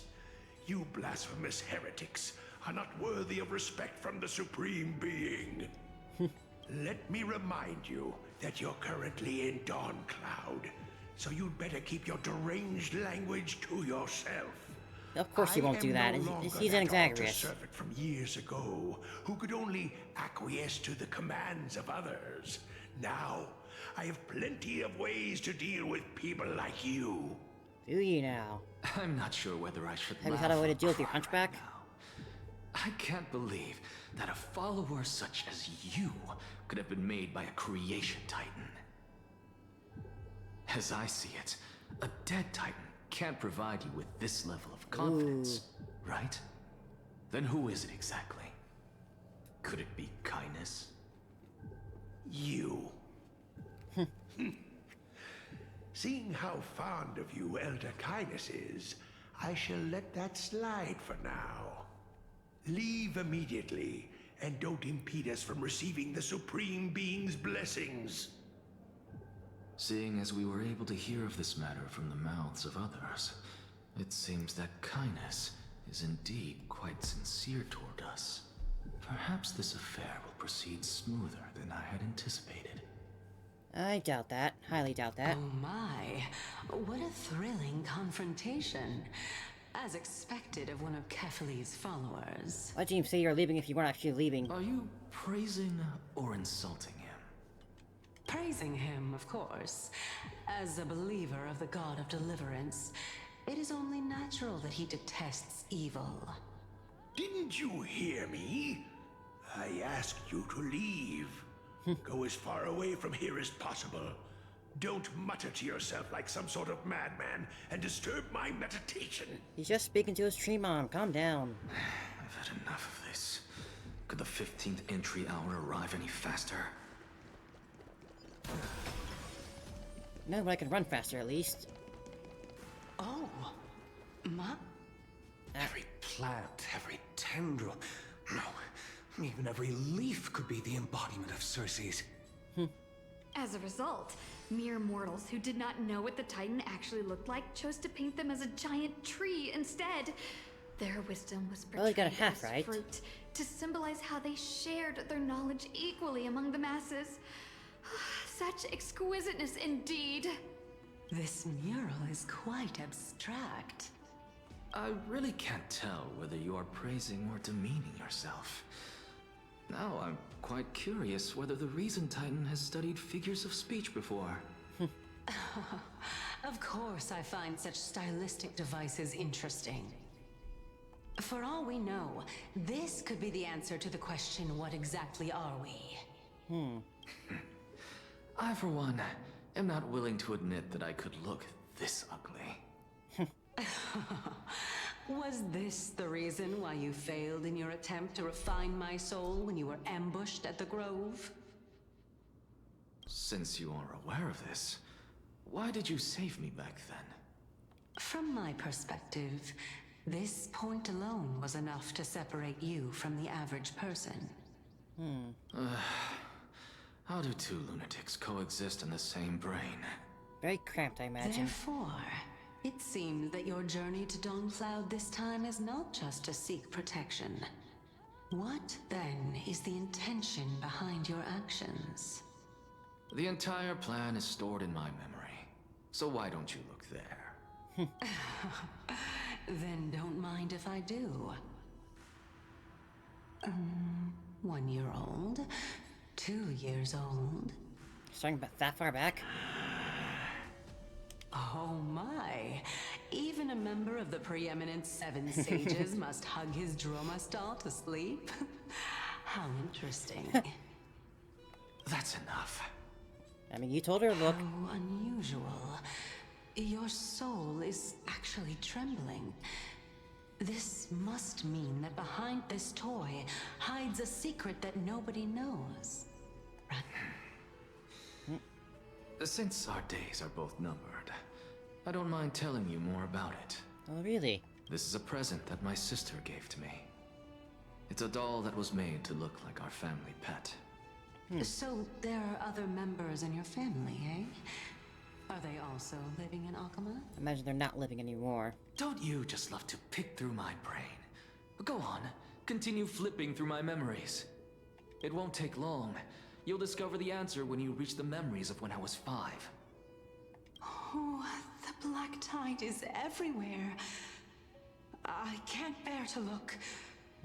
When I was young, I couldn't accept this outcome either. Oronyx, Aquila, Kefali, and you, of course. Although I prayed to every Titan that I could think of for help, my efforts were ultimately futile. This...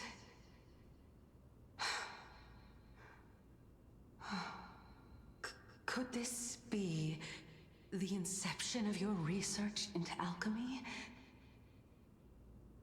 Indeed it was. Everything started from that verdant courtyard of yours. When I was pursuing my education there, I naturally also came to learn of the Thesis' theory as well. Oh, I remember that person. He was the one to come up with the concept of souls, right?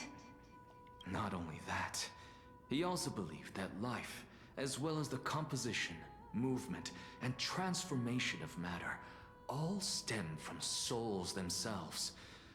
This is why I thought that, since all living things stemmed from the same origin, why could I not sacrifice myself in order to resurrect my nearest and dearest? Will they want that, though? Anaxa, you... I did it, teacher! But this is absolute blasphemy. Regardless of how much freedom the Grove provides, such an act could cause you to be burned at the pyre. Yikes. Your beloved, where is she now? Send her away from the Grove at once, to a place where nobody will ever be able to find her. Otherwise, the both of us will be judged by the Council of the Seven Sages. Calm down, teacher.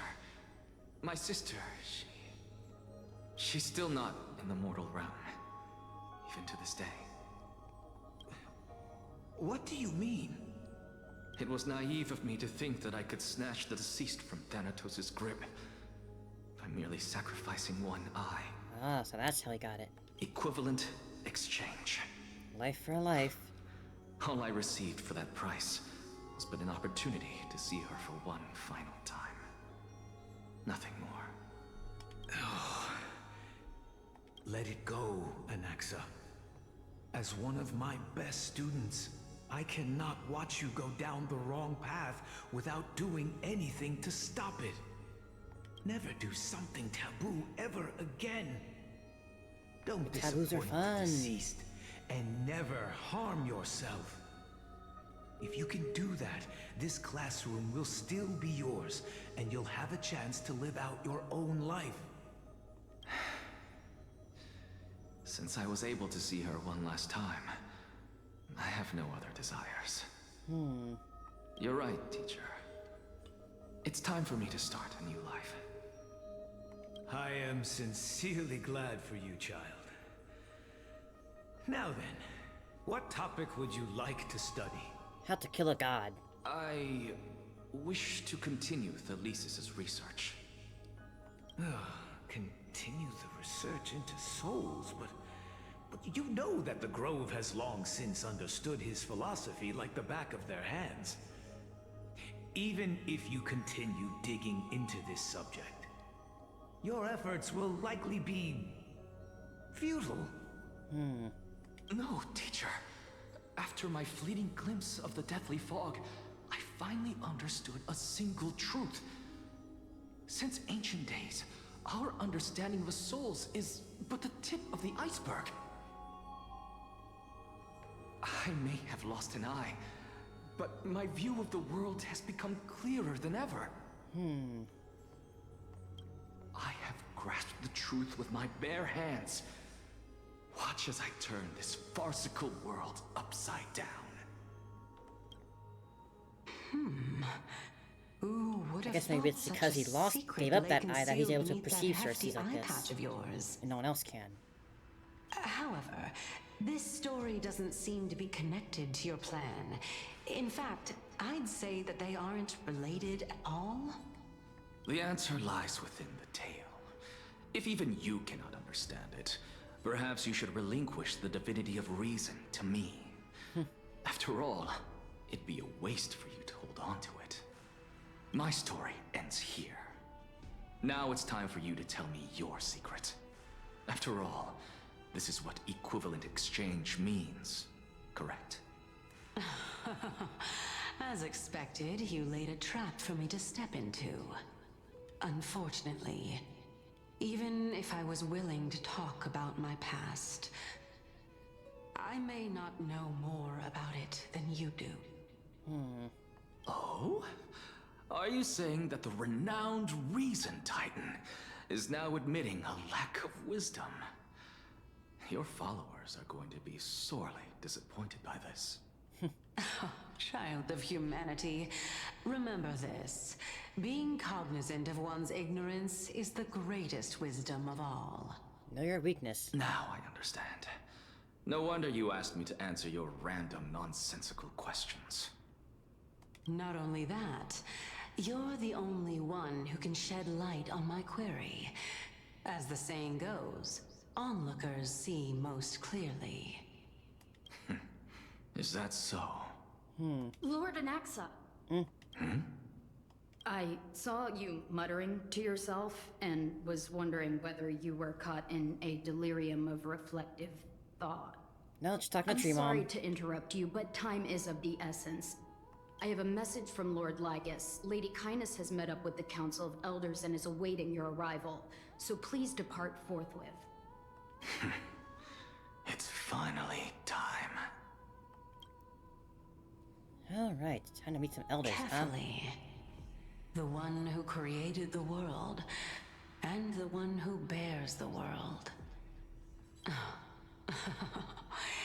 If you truly have not met your end, how will you answer the challenges of those who defy you? I didn't expect you to agree to Lady Kindness's invitation. What a wonderful turn of events. To tell you the truth, there are many people who hold grudges against that Lady Goldweaver. Yeah, I've understood that for a while. Dromas draped in finery. Avoid his gaze. I don't acquaint myself with blasphemers. Don't worry. He's too full of pride to pay us any attention. Your nickname is Dromus as well? You must really like those creatures. I mean, what's not to like about a giant purple dinosaur? A student of Empedocles? I hear that his views run counter to what's the that up there? Federationists. This is what being a scholar is about. A collision of ideas only occurs when there are differences in beliefs, and it is such collisions that lead to progress. Yet Lord Lygus and Lady Kindness are just ahead. Alright. I'll take my leave for now. It is a nice place, that's for sure.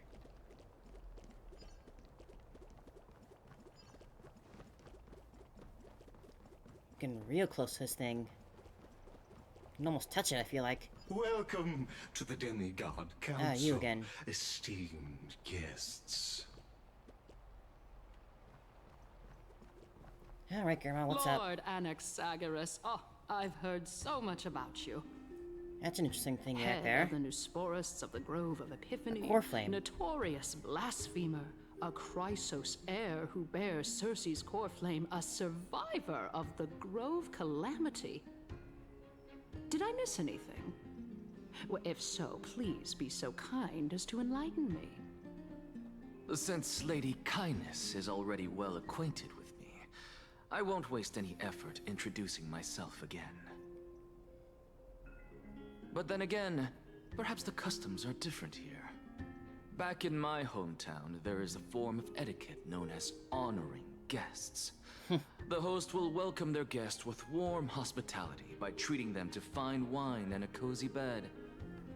And yet, ever since I arrived, I have not been welcomed with warm courtesy or ceremonial gifts. Instead, I am met with intense scrutiny. Even more absurd, the host has sharpened their blade and instructed their servants to lie in wait in the shadows. Perhaps you intend to cut open my heart, retrieve the core flame, and then hold a grand feast for all of the guests. Everyone, stand down. Ah, not even trying to hide it. Thank you for understanding. I am but a feeble scholar who is not used to the stench of avarice and blood. False. No need to be humble, my lord. From my perspective, your courage and gumption are worthy of the reputation of the Seven Sages. Your bravery is more than adequate to accomplish our perilous endeavor. So, you wish to start a war? A civil war. Well, since the Chrysos heirs are calling for war, we will respond in kind. Conflict is inevitable. Since Aglaya endeavors to suppress the virtuous commoners with blood of gold, we will not hesitate to display the rights and mettle the citizens of Akima are so entitled to. As to your question of whether peace is still a viable option, well, to that I can only say this. Everything hinges on the next citizens' assembly and whether they have a sudden epiphany amid the clamor of the masses. And since you, as a Chrysos heir, accepted our invitation, you have indeed given us a glimmer of hope. Don't count your eggs too yet. What brazen arrogance. What you're saying right now is worlds apart from what you were saying before you retired your cleaners. I don't deny it. After all, they're responsible for cleaning up any threats, and just a moment ago, you were on the side of the Chrysos heirs. And he's on his own side. Now that you're an ally of ours, we can continue talking somewhere else. As you know, these walls have ears. I was fortunate enough to have the opportunity to discuss a treatise about the Venerationists with your teacher, Empedocles. Yet, it seems you subscribe to the Nusporists instead, Lord Anaxa. I've heard that this school of thought is one with many detractors. It's normal for ideas to have supporters and dissenters. Just like how there are two types of people in this world. Quite the arena. Geniuses and dimwits. You get along well with Dr. Rat. Welcome back to the hub of the Demigod Council, Lord Anaxagoras. Surely you remember that countless eloquent orators have stood in this spot before and emerged you talked about the walls having ears, but there are no walls here. With their words. And yet there have also been innumerable blasphemous philosophers who set themselves up for failure because they refused to defend their actions. This tiny stage is the most profound embodiment of Akama in centuries. In 15 days, this site shall also become the most important, as well as the final turning point in Akama's history. May the both of us carry out our duties with honor and lead the masses back toward the Era Chrysia, a golden age with no death, strife, or trickery. You can't think that's actually realistic, can you? Oh my, 15 days and nights. That aligns perfectly with the date of your demise. Could such a coincidence truly exist? A three-way coincidence with my own timeline. Using death to prove myself fits my intentions perfectly. What strong conviction you have. As expected of the hero who dared to stand up to the Gold Weaver. As expected, she misunderstands you. That's enough, Lady Kindness. Dispense with the niceties. I only accepted your invitation so that I can serve the commoners alongside the members of the Council of Elders. Don't test my patience with such superfluous formalities. Well, you say that now, but surely you also require my aid as well, so that you can stay alive even when being pursued by the Golden Thread? You worry too much. She won't show her hand too freely, as she still needs to garner support from the masses at the Citizens' Assembly.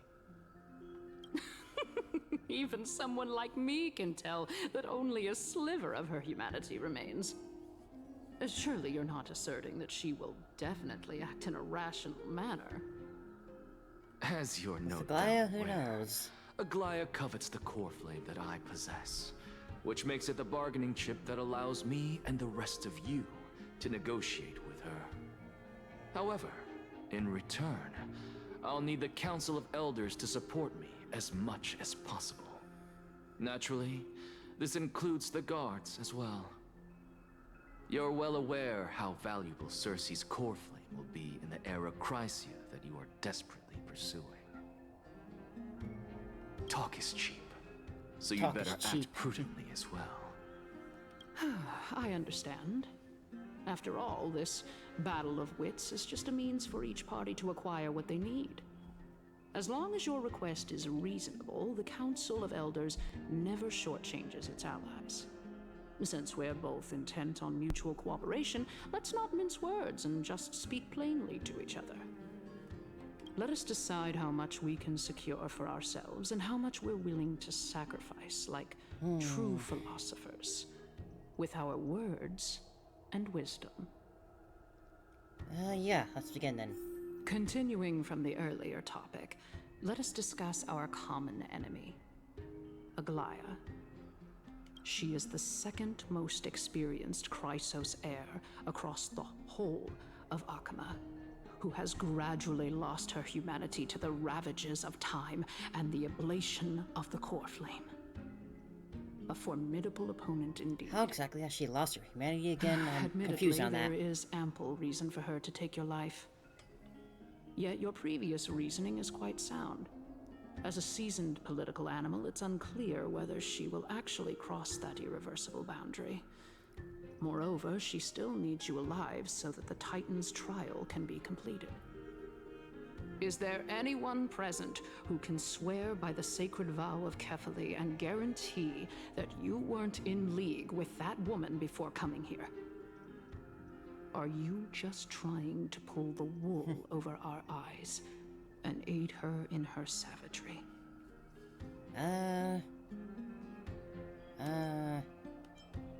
Based on what we heard earlier, I'd say this is I accurate. believe you're aware of Castorice the Executioner.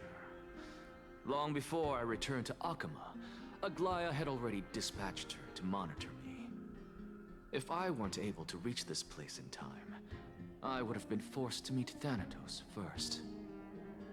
As compared to a comprehensive plan with uncertain results, if you decide to cut open my chest and remove the core flame, wouldn't that settle her nerves even more? Everything is in place. She just needs the right timing. I understand what you mean. At the very least, the both of us agree that this tyrant who wallows in extravagance and greed is the greatest threat to achieving peace in Akama. The Council of Elders is willing to defend your right to live, just as we defend every oppressed citizen.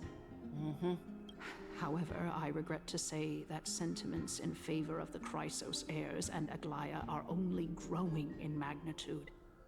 The peace that we are aspiring toward, as well as everything that we hold dear, will be destroyed completely. The city will be burned to ashes, and the citizens' blood will be shed. Tell me, what are you willing to do for our esteemed citizens so that they can vanquish the enemies of our fine city? This one. Aglaya's authoritarianism, conceit, and arrogance have granted her unfettered control for the most part. Still haven't gonna try out my Castorice yet. I want to fight something. Are also her greatest weakness. If I can render her helpless by forcing her to experience the agonizing pain of betrayal, I am certain she will never recover from such a setback.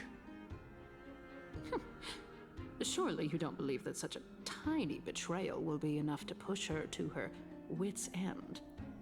I don't know, I'm just picking answers. What's more, there are many who remain silent, merely watching to see how much chaos I can unleash.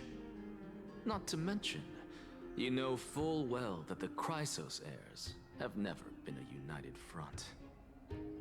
In the name of Kefali, Akama thanks you for your sincere and valuable thoughts. If they helped, I guess. At this stage, it's clear that you and I understand the benefits to be won from this discussion. Let me put it plainly. The Council of Elders has always been renowned for its fairness, and that fairness is built on a foundation of sincerity. The Council of Elders has vowed to all citizens of Akaba that it will always remain loyal to them. As for you, my lord, how will you guarantee that you will be able to live up to such earnestness and will not betray Akama's indomitable citizens when the opportunity presents itself? Just as you now betray Aglaya when it suits you. How absurd.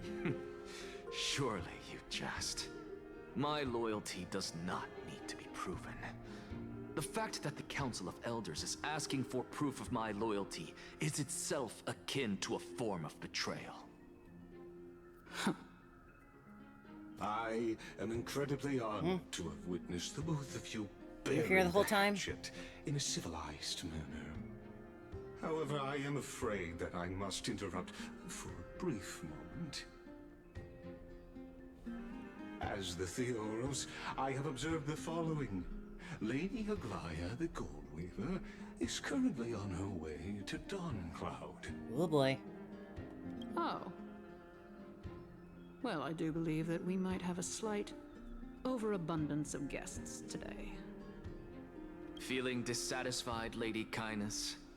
Despite the Council of Elders' lofty residence on Dawncloud, it must still tolerate the whims of the Chrysos heirs.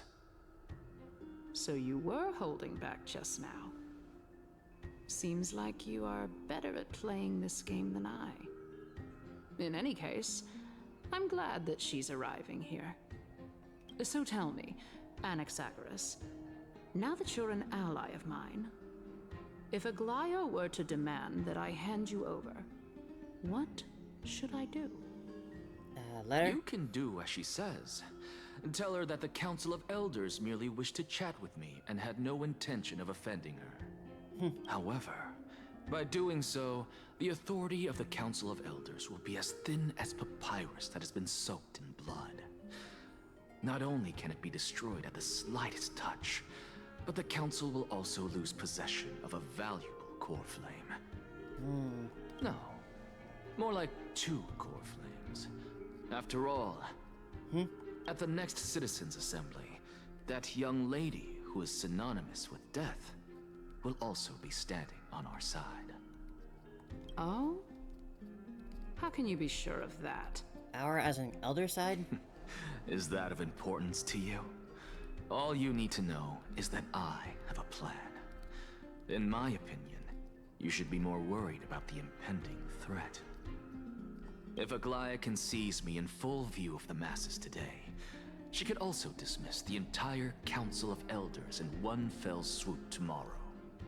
If that happens, the discussion that we've just had will turn into an utter joke instead. Is this the outcome that you wish to see, Lady Kindness? Fine. I will handle this matter appropriately. But you do best to remember this. Fool the people and karma will be on your tail. I'll overlook it this time, but don't count on there being a next time. Unless, of course, you crave cruel punishment and consider suffering only in the perfect bedroom state to ponder the true nature of souls. Well, what do you know? That happens to be one of my rare talents. We shall see then. Ah, I've got to say that you've managed to really impress me again. But shouldn't you be going after more? Dying to know what I'm after, I mean, I'm the reason Titan after all.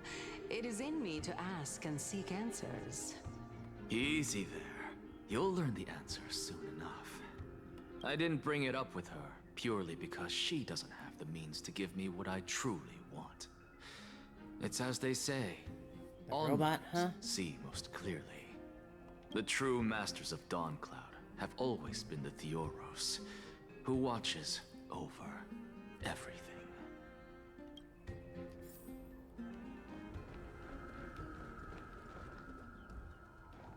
That looks cool up close like this.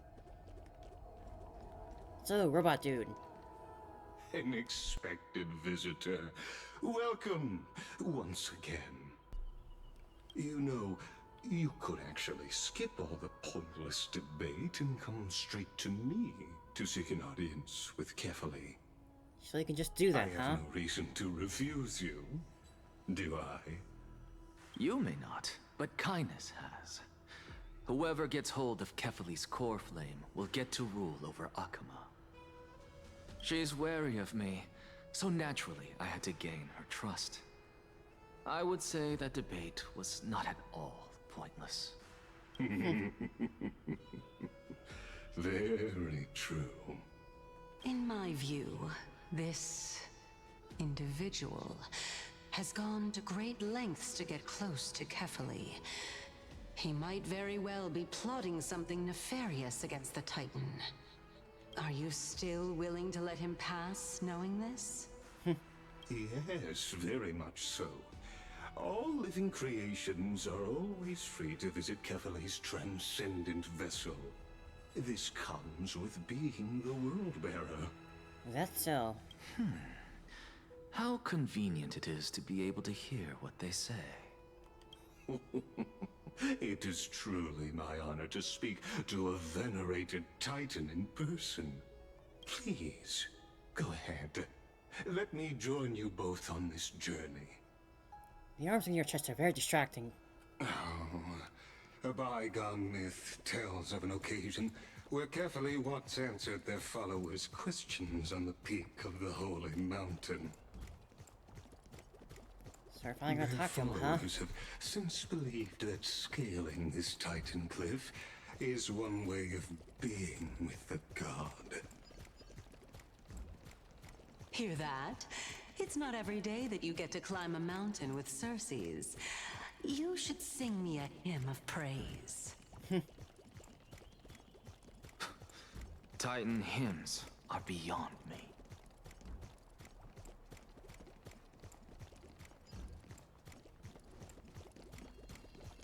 Ah, it's right Go there. on ahead.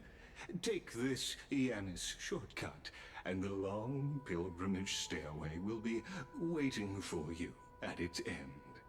I have to admit, I Chest never right there, I can see it in the expected corner. you to not ask me anything. Not even my motive. Because I know very well what it is you are after. As the saying goes, a gentleman helps others achieve their goals. I have a feeling that your theory will be validated at the end of this journey. I believe Carefully will not deprive you of your right to ask your question, especially now that you're on the brink of death. So you know that too, huh? You must be closer to Carefully than anyone else. Wouldn't you agree? I hope things go as you say, then. Putting a child of justice into a farcical world is bound to turn it upside down. It is my hope that you bring a much-needed change to this world, which is on the brink of destruction. Yeah, there it is. Go melt it down. Melt it down? I mean, I suppose I do that with, like, relics, in a sense. Alright. Gonna finally see this Titan.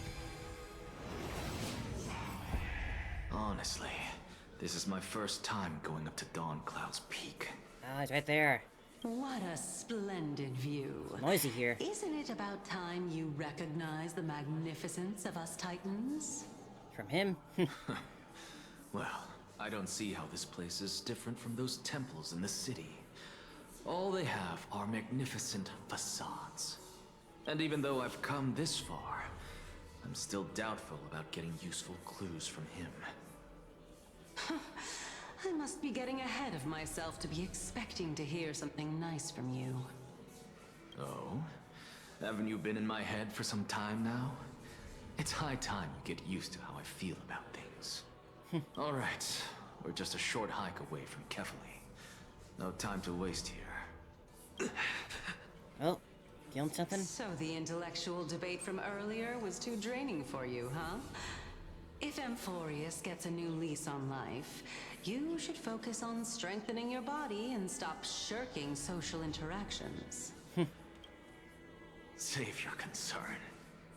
The Titan is in sight. Can you make it? Why? Are you going to carry me up if I were to fall now? I know how far I can go, so just hold your tongue and come along. Fine then. I guess I won't say any more. I'll just wait till your soul dissipates completely to gain control over your body. Wait. Who is that? Hey, look at that. Huh? What should I be looking at? Interesting. Am I hallucinating? What are we about to see now? Do we even get to see souls when we're close to dying?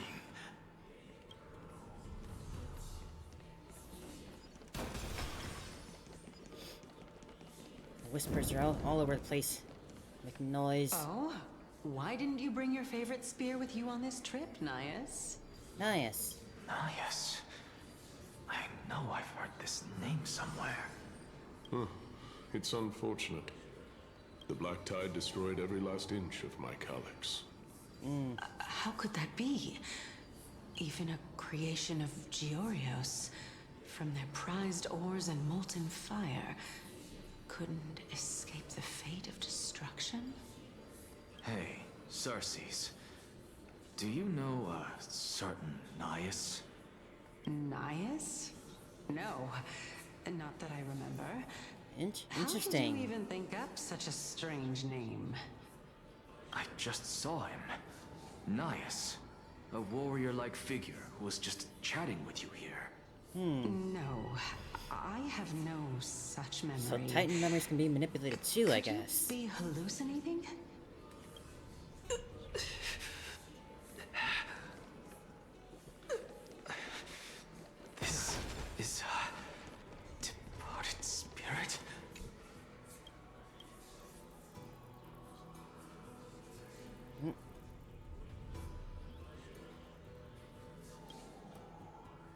middle. So I'm not even paying attention to what I said. Titan memories being manipulated, huh? What Titan could be strong enough to manipulate other Titans? Zagreus' hand.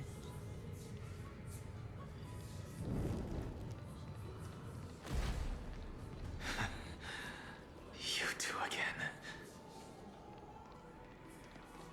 Enough about me. Did Kaos ever reply to you? Well, regrettably. Seems like the price of becoming a demigod is a lot heftier than we thought. Maybe it's some sort of past incarnation? Demigod? I've never heard of this person. Which Titan's authority did he inherit? Look on the bright side, Nias. Since we've come all this way, I doubt he'd snub his old friends, would he? Let's just hope we mean as much as the world to him. Hey! Are you seeing that same hallucination again? Different one, but... Yes. It's still you and Nias, but you're now talking about a certain Kaos. I'm guessing he's one of your companions? Kaos? This name sounds just as strange to me. Never mind. I think I know what this is about. If things are as I thought, then they aren't hallucinations, but the souls of people. What? But if those are the souls of the dead, then what am I?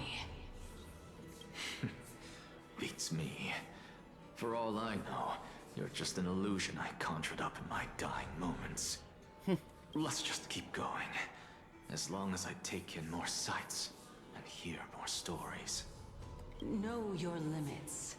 Wander too far among the dead, and even I might not be able to save you. What if... What if the world Kfail is bearing is not the world of Amphoreous, but the world of death? This is indeed as I thought. Then this will be very amusing. This is a pilgrimage platform dedicated to devout believers, but you and Zagreus never kneel to false gods. That's why the souls are here, because we're getting so much closer to him. So, we meet again. I'm sure you wouldn't mind a snooping ear.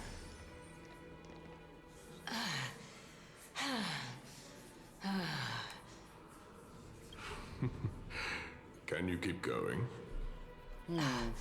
Of course. I'm just... If I knew we had to climb a mountain, I wouldn't have come along with you. Aren't you floating? I guess this also counts as one aspect of the world-bearing burden. If Amphoreous does have a next life, you may want to get your body in shape. Keep your sarcasm to yourself. I'm not getting anything of value from them. I would sooner throw myself off this cliff and hit rock bottom than exercise even a little. I am Calypso of the eminent Seven Sages, after all. Calypso? Training would make me no different from those Helcalithist barbarians. Calypso. She's one of the Seven Sages. A member of the Grove? No, she can't be. I would know her name if she really were one of the Seven Sages. Hey, Circes. Does the name Calypso ring a bell? Oh. Circes? She's gone. Gone? Doesn't matter. I can do this myself. Only a little bit further to go. Looks like I'm nearly there now. The land. Oh, beautiful old world. Where are you now? Oh, legendary era Chrysia. Return to the mortal realm. going on? Splendid gods once walked the paths we walk. Alas, all that's left of that warmth is a hazy mirage. Why are you chanting that too?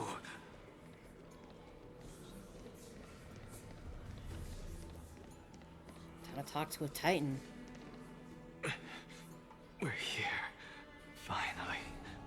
So, I don't get to ask the Titan my question, but all of you make for a pleasant surprise, nonetheless.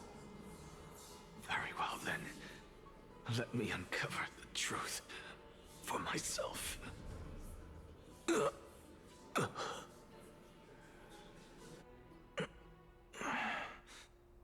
I still fail to make it in time? So, I'm back here again. This is... So we loop back? I can hear it. I hear it from the depths of the tides, behind the closed doors of the void world. A voice ready to tell me something. This time, the voice is a lot clearer than before.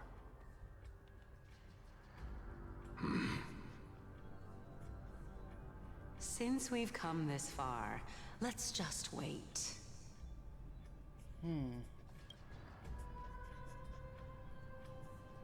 Lord Nias and Miss Calypso, are you both here to visit Chaos too? Yes, and we've been waiting for quite some time now. Regrettably, he hasn't answered us.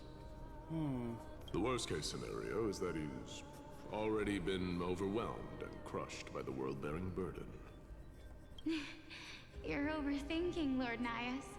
I can still sense Chaos' soul in the area. And besides, we both know Chaos' nature. A deliverer like him wouldn't fall so readily, much less give up on all that he holds dear. Isn't that so? Yes. I have faith in him. That reminds me. Why are you making this trip alone, Polixia? Polixia? Oh, my sister needs more time to make sure the flowers are fine. Such a pity. Both of you have hearts kinder than anyone else. Yet you are born only to take over Thanatos' divinity. I guess these were the Everything previous that flame I see and chasers. hear this time has left me shaken to the core.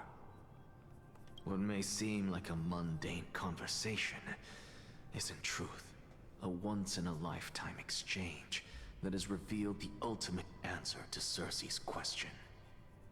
The conjecture has taken shape and must now be solidified into a theorem. Next, I only need to seek verification from Kefali. By doing so, I can answer Circe's question and reclaim my body. But no, I will not do that. That isn't important. Because another one of my conjectures, one that I have always dreamed of proving, has been proved right this very instant. And that is... Fusing a mortal soul with that of a Titan to replace said Titan is not a ludicrous idea, after all. So you mean to say that mortals become Titans? Normal mortals, huh? What are you thinking about? Just amazed at how the towering tree is Circe's divine body, its majestic sight. Is that so? You don't look the slightest bit amazed, though. Plus, Titans you used to seem be mortals, huh? strangely familiar with the city around the Great Tree. Merely something from the past I won't go into. Events of the past, huh? I was also a child when I looked up at Circe's. Their leaves and branches reflected the sparkling stars, and their trunk was like a pillar that supported the sky and ground. I stood at this very spot back then, imagining the day when I could climb to the top of this tree. Because I would be the closest I can be to the sky at that spot. You're a sky priest, yet you study at such a place that is home to the Reason Titan. That's rather counterintuitive. Don't read too much into it. I mean, can mortals even hope to reach Aquala's realm? They're a strict and draconian god. Nothing like Circe's. Reason is willing to share what is theirs with others, but Sky only expects people to revere them. You get what I'm saying, right, Denny? After all, the titan that imprisoned you and Grey here in Amphoreous is none other than Aquila themselves. I suppose that makes sense. Yes, I didn't count on provoking the ire of a local god. But there will always be people who dream of soaring towards the sky. The Grove has a wealth of research on Aquila, and that is exactly what we are here for. It's just, I never thought Grey would meet with something like that before we set off. As a physician, I should have been there by his side. Bad luck tends to come in streaks, but so don't beat yourself up over it. Besides, Gaia needs you to uncover the truth behind what's happening in the Grove. Let's just make the point of the most of this trip and keep a lookout for any documents related to the Death Titan. That could be useful to them. Yeah, there's no rest for the weary, huh? Ain't that the case, truth? What we're looking for could be anywhere in this enormous grove. Let's split up to cover more ground. Danny, with your skills, I'm sure those monsters born of the Black Tide will pose no threat to you anyway. What about you? Will you be alright on your own? Have you forgotten that you're talking to the chief physician of the Twilight Courtyard? Have more faith in me. I'll be just fine. The silence in here is deafening. With the vast amount of knowledge it holds, this academy is akin to a labyrinth of information. Even the cleverest of scholars would easily lose their way in here. I should gather my thoughts before heading in. About how to leave. In the mist, Aquila the Titan who reigns over the domain of the skies is a colossal bird that overlooks the world beneath them with 100 eyes. As long as they continue to soar above the clouds, the people of Amphoreous will remain trapped into the ground. Hyacinth's forebears were priests who worship Aquila. Nobody is more familiar with the taboos of the Sky Titan than her. Seeing how Gaia has sent her here as a guide, it's possible that she plans to have Hyacinth take a trial in the future. In Amphoreous, Titans are a common topic of discussion. People create myths that, in turn, conceive Titans. It's a tricky task to keep an objective view when among the people of Amphoreous. Is there a way to step out of the situation and look at it from a different perspective? Guided by the prophecy, the heroes are on a quest to reclaim core flames and usher in the era Nova. The efforts have been seen gratifying results to date.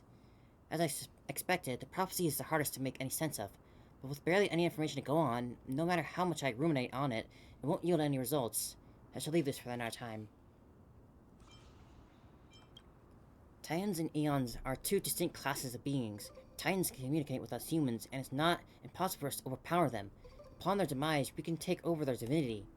In this regard, Titans can be said to have a lot more similar to humans than to Aeons are.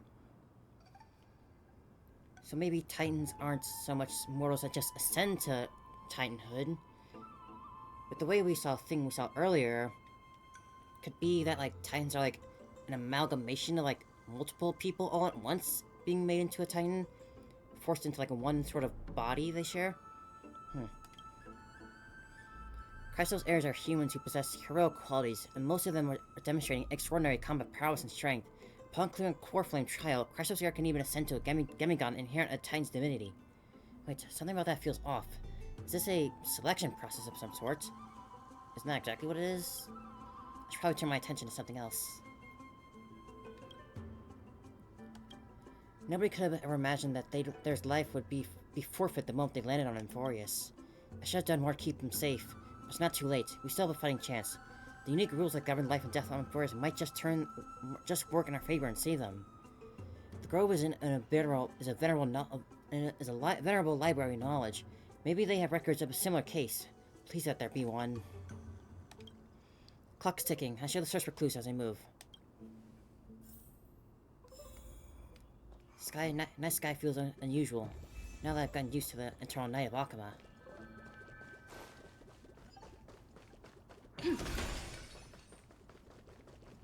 Why would I switch to regular dawn in this instance?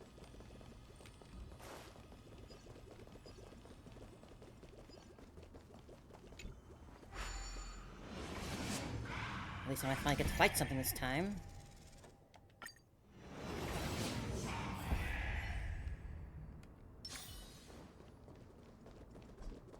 Anything around to scuffle with? Black monsters are twisted in form, and the light has turned to ash together with their souls. It's impossible to figure out their form when they were alive. These are the remains of the Black Tide monster. It does look different from the Titankin from up close. What's that underneath it? A scroll? A recorded debate between Veneralash and Norse scholars. Most of it is illegible, leaving only fragments of dialogue. We all recall that state that dared touch the sky, but what were they really? Just blind masses manipulated by the ambitious politicians who dared to challenge Titan's authority. Meaningless attempt at an absolute mistake. You Veneralationalists have bowed to the Titans for so long, you've forgotten a scholar's true purpose. Making a mistake does not mean the act was meaningless. Even though students new to the Grove understood this from the basic lessons, an entire city-state reduced to ashes proved the skyship's construction was a mistake. To me, that's precisely the meaning of they achieved through sacrifice. Am I hearing things this right? Such a statement. Are you converting to Veneralationism? No, I'm simply examining the matter from another perspective. Legible content ends there. As I expected, the Grove doesn't forbid discussions about the sky. It's a debate between two scholars about the skyships. Glea has also mentioned that the ships mentioned the ships when she interrogated us, a memory I'd rather forget. I hold on to this for now. With any luck, the journey won't leave us empty-handed.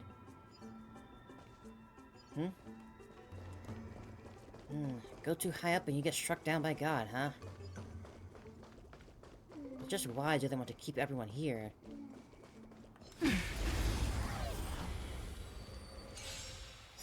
See the damage numbers. Please cherish this time. Please, wilt here. Sit together. Every petal. All will be swept away by the wind.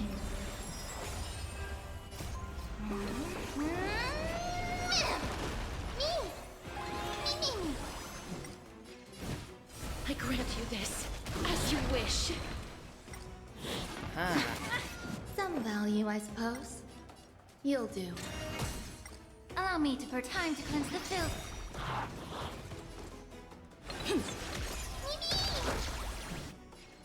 As you wish. Embrace a new life. Haha.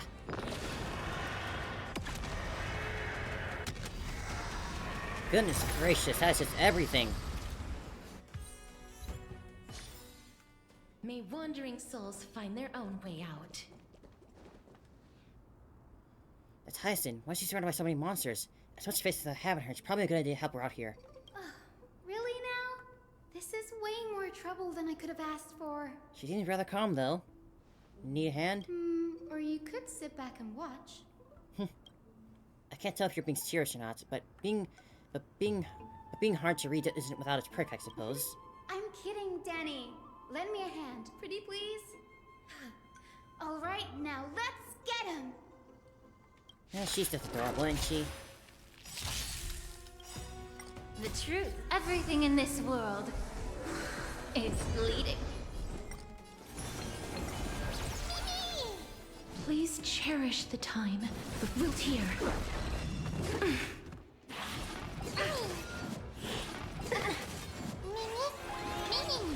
Certainly Life hurting. is not so fragile. As you wish. Grace and elegance. Ouch. Be of your body and mind.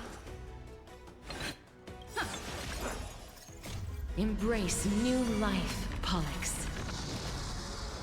God.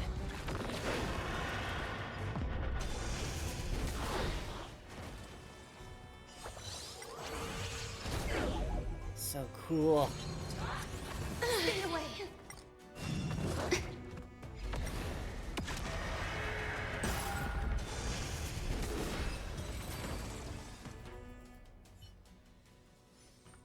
This place is practically in ruins. What happened? There shouldn't be this many monsters here.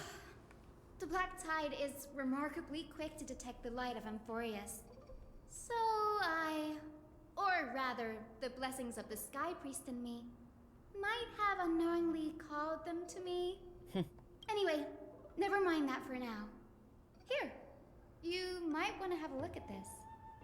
I found it around here and thought it might be of interest to you. In our debate? Well then, enlighten me. What exactly do you mean by examining it from our perspective? Simple, you see.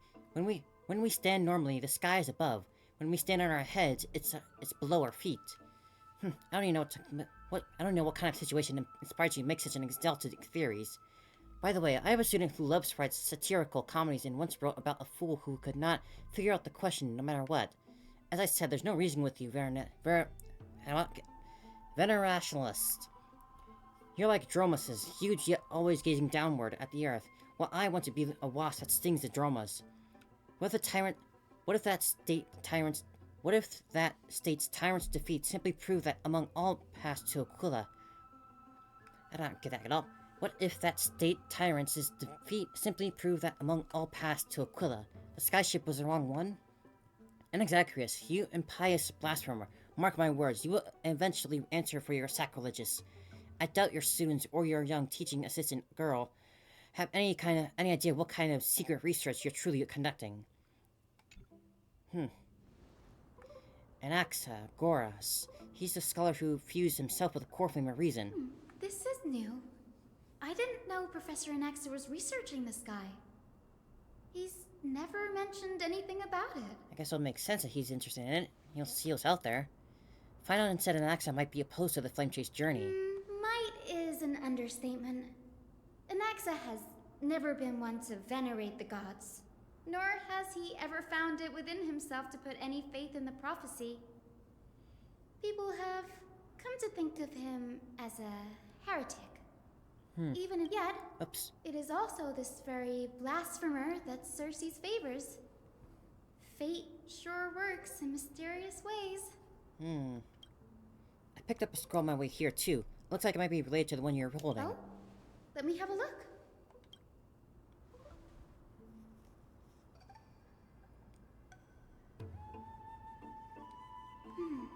By the looks of them, these scrolls are records of two conversations that took place in the same setting, one after the other. There's still much I don't know about the Grove. Do you mind if I ask you a few questions? Sure, go ahead. Who are these venerationalists? The Grove of Epiphany is home to 7 schools of thought. While all 7 schools are founded on the ideologies of Thalesis, the first scholar, each is unique in its own way. Among them, the Venerationists revere and worship the Titans the most. As the sage of the Venerationists, Euthyphro has always been at loggerheads with Anaxa. If we were to place the 7 sages on the scales of Talanton, Anaxa and Euthyphro would be placed on opposite sides to achieve balance. A very illustrative explanation, thank you. Was it a mistake to build the skyships? Nearly everyone in Amphoreous has heard the story of the skyships by now. Aquila's stature is loftier than the heavens, and their divine retribution is merciless. That's why it's no use building giant skyfaring ships. Oh, but I do wonder if a supercharged mini treaty cannon could slip past their watch. That was a joke, right? What does Anaxa's field of study? Newsporists primarily study the application of alchemy in soul repair. Everyone considers Anaxa a blasphemer, but that has never stopped him from sharing his ideas, no matter how taboo. If you must say that he's hiding something, then it's likely what lies beneath his eye patch. Anaxa often says that every failure brings us one step closer to the truth. Perhaps, to him, the crash of the skyship carries a different interpretation. Hello there. The firmament Hope you're is doing not well. impenetrable. On the contrary, it was precisely because the skyship We're just getting into the story now. Like, breaking free been going for a little from while. the shackles of the earth. Had a lot revealed to us so That far. it provoked the wrath of the Sky Titan and brought divine punishment upon itself. It's a shame that the majority of the Grove's research on Aquila was headed by the Venerationists, with sacrificial rituals making Got up a lot of lore they're trying to unload on us. findings. Discourse about more esoteric subject matters in relation to Aquila dwindled even further after the skyship incident. So much so that even this scroll is completely new to me. Don't worry about it. We'll just collect everything we can on the Titans for now. There's something else that's caught my attention, though. This says that Anax is conducting secret experiments of some sort. That's what I'd like to know. What are these experiments he's involved in? Something involving Even reviving I, the dead or assistant souls? lecturer, know next to nothing about them. I have a bad feeling about this. Could He there really be wants to more like beat, to what happened surpass the at Titans in Grove? some way. He wants to like disprove a Titan's strength of almightiness.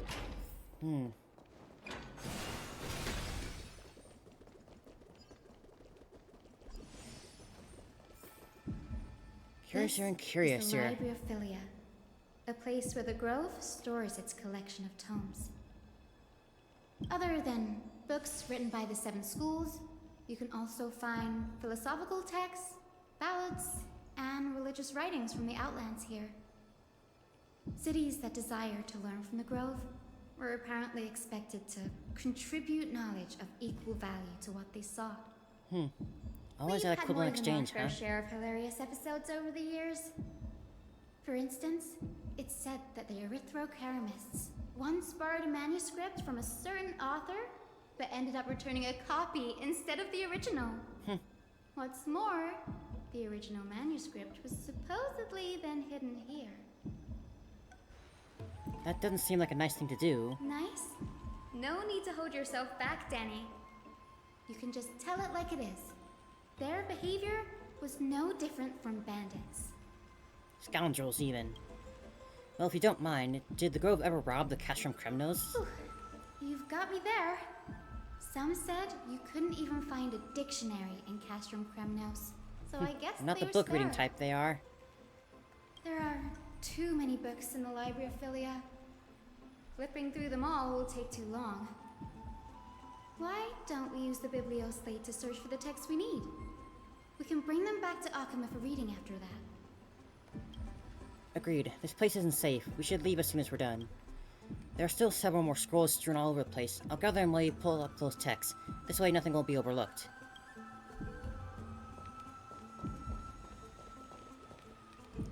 Over here. A book covered in annotations from many scholars. The title is The Arts of Sophistry, 40 Ways to Improve Your Debating Skills. Skim through it. Highlighted mentions include valuable, not important, yada yada. Last resort is, when all else fails, employ brute force. This isn't going to be of any help, that's for sure. Who knows, brute force could work. These are the complaint letters from the scholars about Amphoreous, the blasphemer. There's a thick stack of letters. Based on the desk accumulated on the perfectly intact seals, compliance did not even bother opening them and just checked them to the side in the corner. This is about Anaxa. I should read this. Hyson, you should come have a look too. Ugh, it's so dusty in here. Whoa. Are these all complaints about him? I can already see long what list. they must have written. Anaxa has no respect for the gods. His very existence undermines order in our society. They're probably all things like that. Does Anaxa hold that much influence? Why else would they call him the Great Performer? When Anaxer established his school of thought, the first thing he apparently did was read his own work to everyone. Are the Titans truly an accurate reflection of what humans think gods should be? Worlds created by gods are indubitably perfect, but what of Amphoreous? Only foolishness and insensitivity everywhere you turn. Well, that's the same thing for everywhere. An uncanny impersonation. What happened after? They marched him straight to the seat of judgment before he could finish. That's cook. Though what he took on in the end was more of a debate than an actual trial. He had to address every one of the scholar's allegations, or face expulsion from the grove. The first allegation was... Do you agree that since the Titans created the heavens and earth, so the mountains, rivers, and seas must likewise be their creations?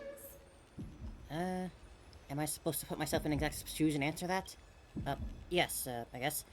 As told in the Myths, the seas, skies, and earth are all beyond the shadow of a doubt, creations of Titans. Anaxa would have probably been spared a lot of trouble if he had answered this way.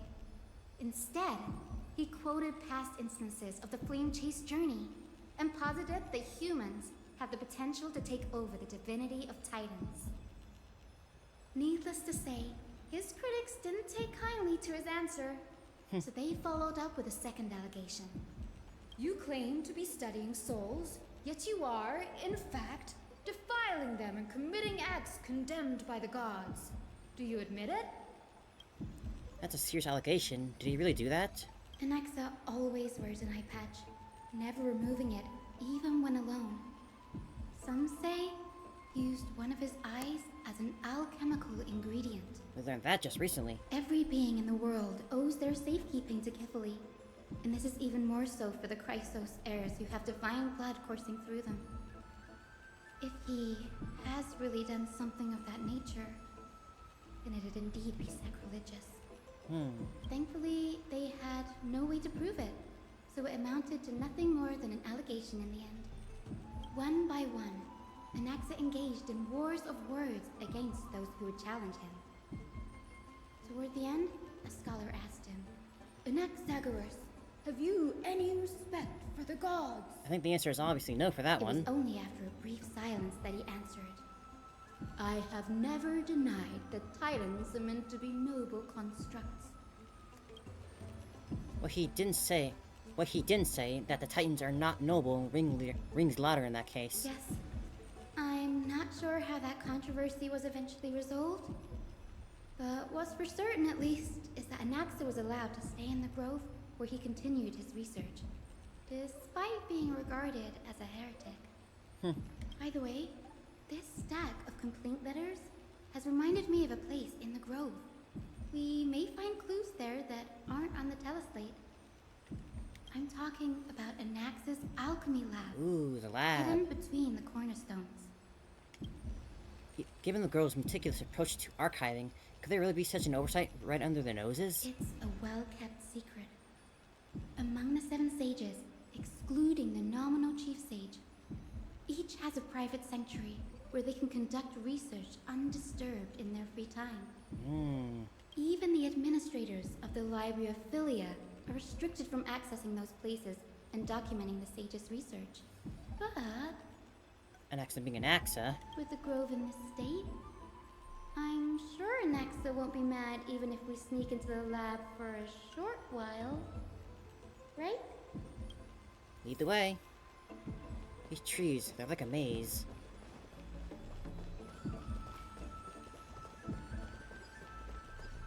Yeah, they do kind of grow, think a bit off.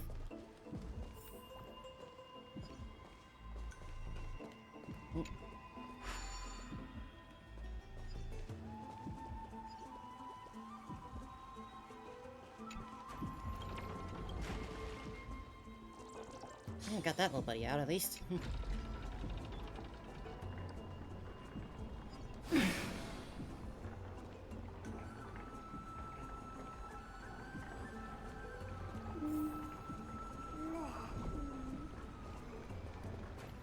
Come on, let me go.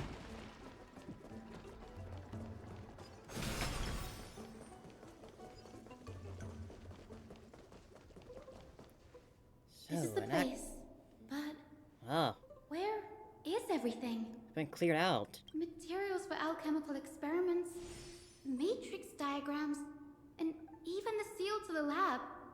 They're all gone. Did the Black Tide destroy it all? Nah, this is probably a targeted attack. No wonder we didn't see any defense mechanisms along the way. Have you ever been here before? No, not even close. Not only are alchemy experiments high-risk activities, but Professor Anaxa also has a penchant for using bizarre materials. Students often saw him walk in looking bright as rain, but come out covered in soot with his hair singed. Naturally, no one dared to come near this place. Huh?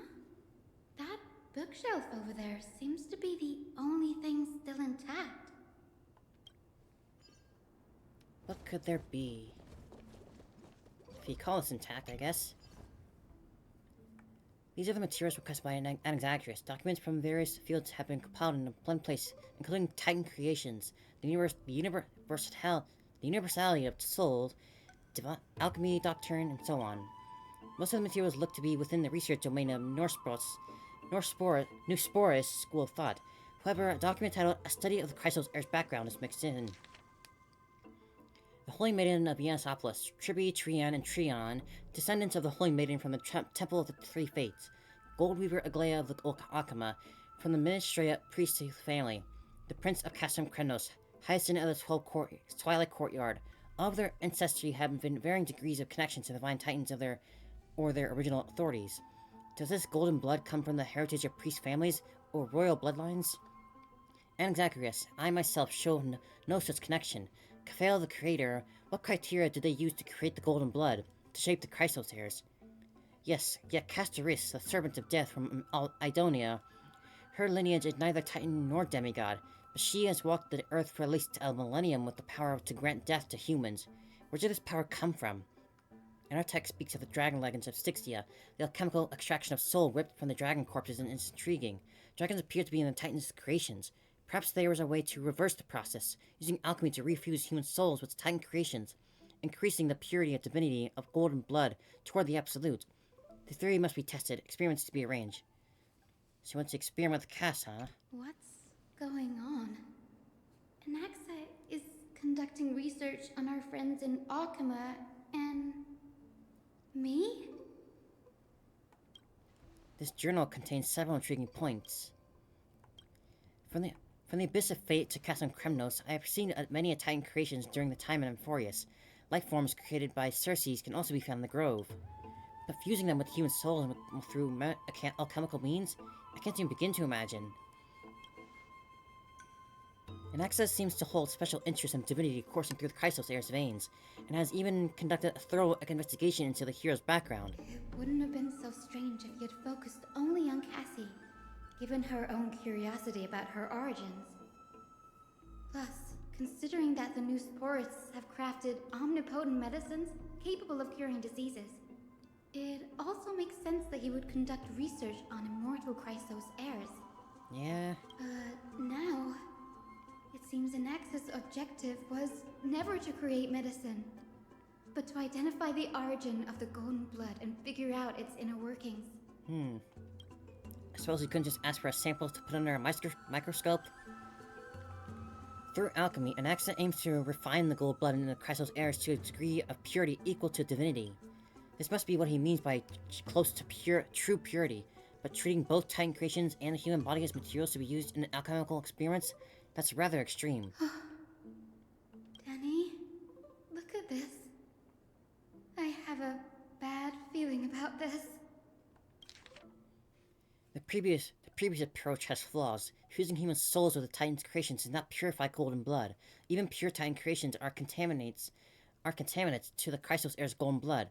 Soul fusion between humans and creations merely repairs impurities of the soul or maintains a connection to dying souls. While creations tell us that Chrysos heirs and other creations were all made by Titans, their nature differs fundamentally. The Titans' creations are no intermediate products of an alchemical process, and the Chrysos heirs are the closer to the Titans than their creations. In other words, I should have not considered Titan creation equal to Chrysos heirs. The hypothesis I should focus on is one pointed towards the Titans themselves. Such rare chances to study Titans deemed a meticulous selection of research subjects. Living Titans prove impossible to restrain, and dead Titans offer no insights worth pursuing. But dying Titans, they are the perfect research subjects. Only by understanding the fundamentals of creation can we ensure the perfection at the moment of everything's birth. Through our own hands, I will melt a titan and reach the true essence of the soul. My biggest fear. It's come true. After going through his notes, I think I can piece it all together now. He wants to harvest a titan. Maxa was carrying out experiments on soul transmutation. Do you mean he's trying to reconstruct human souls alchemically? Yes, this is what he was secretly conducting research on. Something he had to keep hidden from others. Compared to his public speeches, this is the real blasphemy. Oh, I just thought of something. The family he lost, he wants to bring it back. What's wrong? You remember, when the Black Tide was approaching, the Grove had planned to send Circe's core flame to a safe place. But an accident happened along the way, and Anaxa lost his life in the process? Yeah, but Circe took over his body and reconstructed him, which led to the situation we're in now. That's right. But what if Professor Anaxa's fusion with the core flame of reason wasn't an accident? So he staged the attack to force it? What do you mean? Put yourself in his shoes.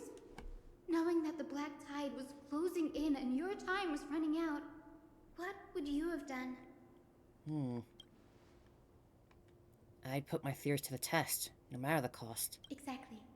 When the Black Tide came, the true reason Anaxa headed to the Luminary Throne was to transmute and fuse himself with the Titan's core flame. How's that different from taking it the normal way? Did he succeed? No. Judging from how he reacted after the event, the results came as a surprise. Maybe he failed to consider the possibility that Circe's would make a similar decision. The manuscripts detailing all the alchemical formulae have been taken away. His research is still ongoing. Could he have taken them for other purposes? Like what?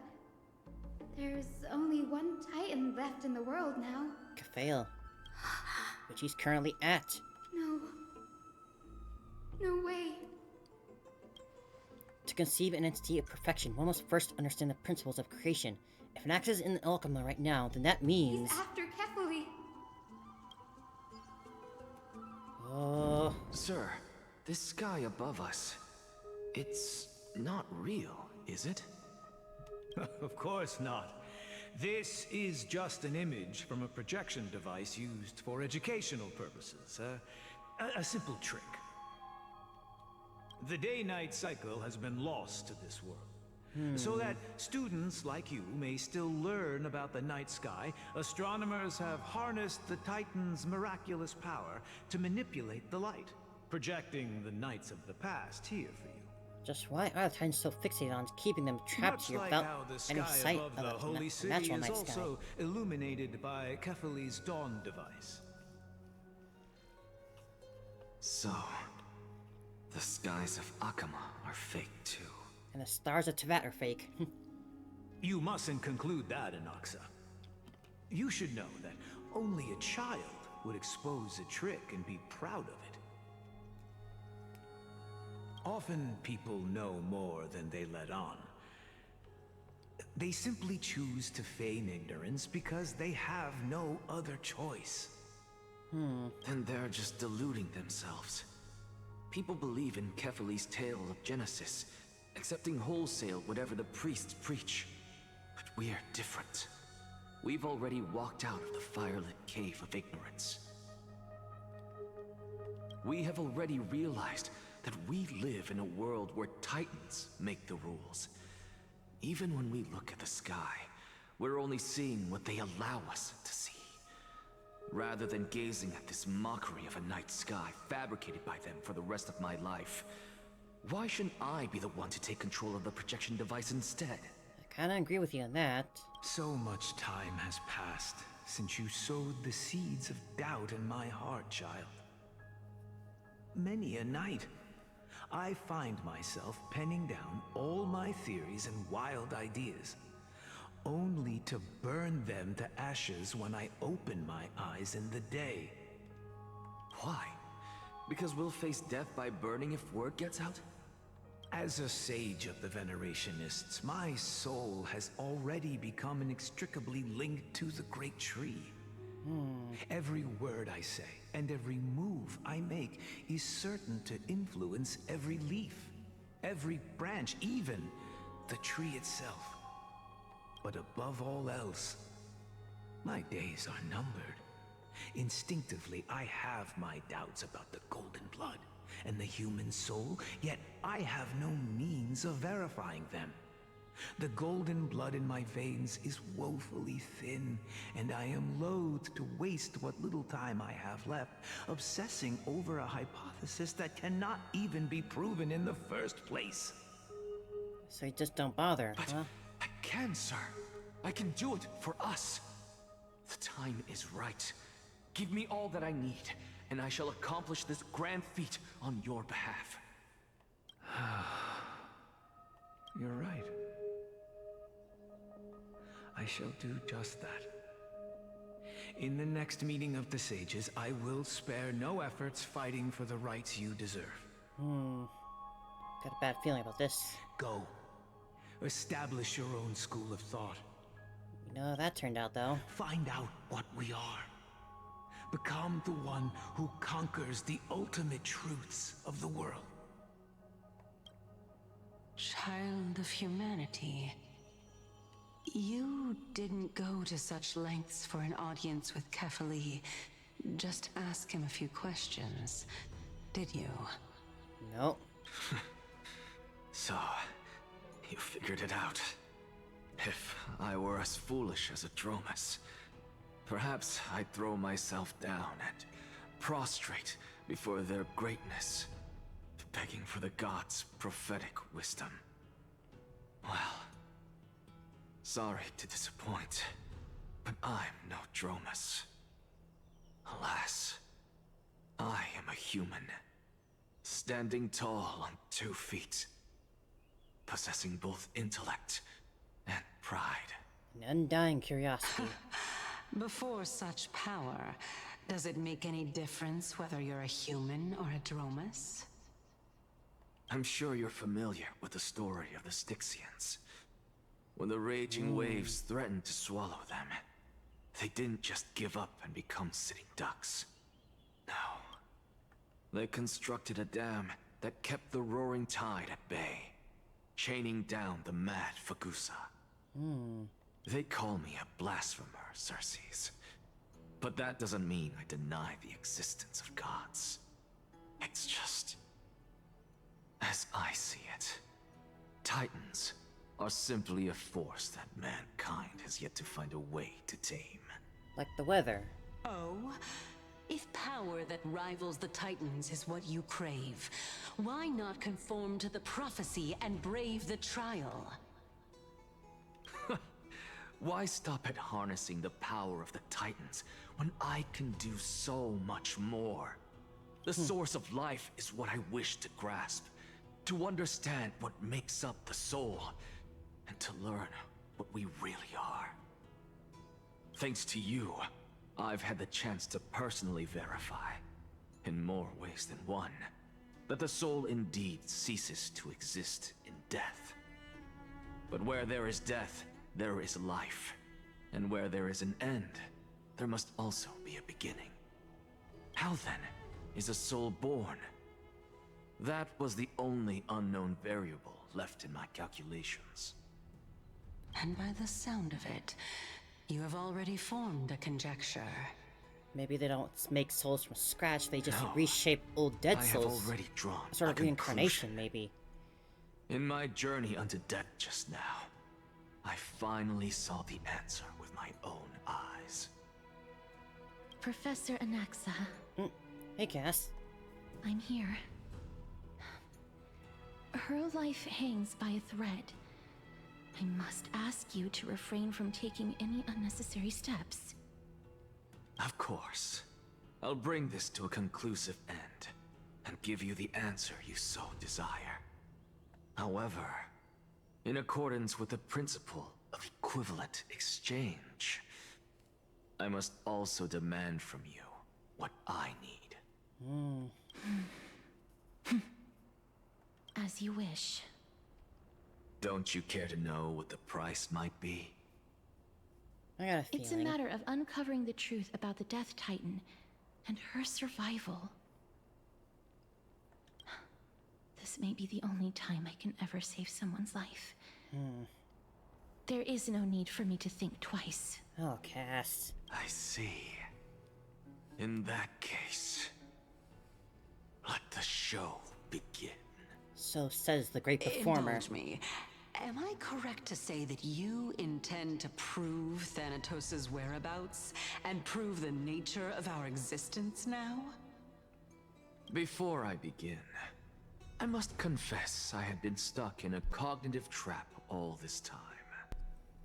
Oh? As unrelated as these two propositions may seem at first glance, they are in fact logical equivalents. They are merely two different ways of telling us about what the soul is at its core. The reason I say this is as I've mentioned earlier. The answer was hidden in my journey unto death. Anaxa, you were in the Netherrealm? Somehow. Yes. Somehow. I am but a living dead man now. But that's not important. What truly matters is, I overheard a conversation between heroes. That's not all. Remember how I said you were a part of that conversation too, Circes? And I've told you that I have no recollection of such an event. That was likely just an illusion conjured up by the mind of a dying man. Of course you would remember. Because that wasn't you. That was Calypso, one of the 7 sages of the Grove. Calypso? Huh? Oh, that's the name I made up on a whim when speaking to this girl. How do you Oh yeah, know that of was it? the name she used then. And surely you jest.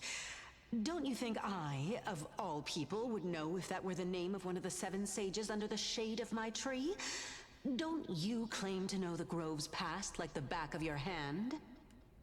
It seems you've lost even the memories seared into your soul. Use your head, Circes. Since all of this took place in the realm of the dead, it stands to reason their likenesses are of souls from the past. The living cannot step foot into that world. So who could they be? Think about Calypso. Why does she share your likeness? Yet you have no idea who she is. The answer is evident, is it not? Those fallen heroes are the mortal incarnations of the Titans before their ascensions to godhood. The gods aren't master creators born out of thin air, and they are no different from humans, because they all evolved from one.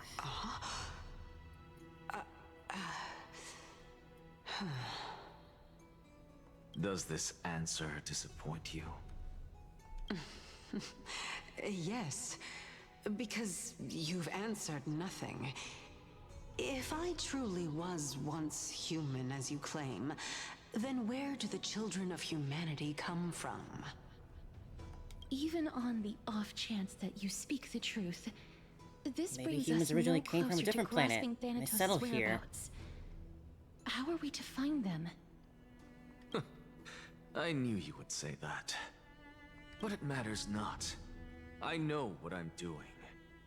Actually, why don't we have this supreme being standing before us tell us everything? You can revive a Titan? Humans cannot return from the dead. Neither can gods. But all we need to do is look at this from a different perspective, and the problem will resolve itself. The solution is simple. Just like what you did to me. If I'm reborn as Kefali, I can rebuild the world and all within it as they once did. Simple, is it not? Anything but, I'd say. In the meantime, I have news from Hyacinth and Dan Hung. Anaxa might be trying to do something with Kefali's divine body. Kefali? But what could Anaxa want?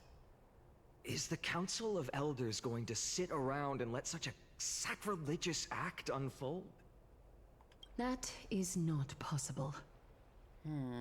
He is indeed the great performer, capable of fooling anyone and everyone with his tricks. I'm sorry. No need for guilt, for this is good news to us. The Council of Elders has found themselves a traitorous ally. Anaxa's ambitious desires will be something we can exploit. What we should be doing now is to keep our eyes peeled for whichever trickery Kindness is up to, and react accordingly to thwart her plans. Being Akima's political center, the Demigod Council holds just as much significance as the Vortex of Genesis. Someday, after my duty is over, this site will take the place of the battlefield where you hunt gods. Become the next challenge you are to overcome. Till then, it's best to get used to this place as soon as possible. We'll be waiting for your good news then.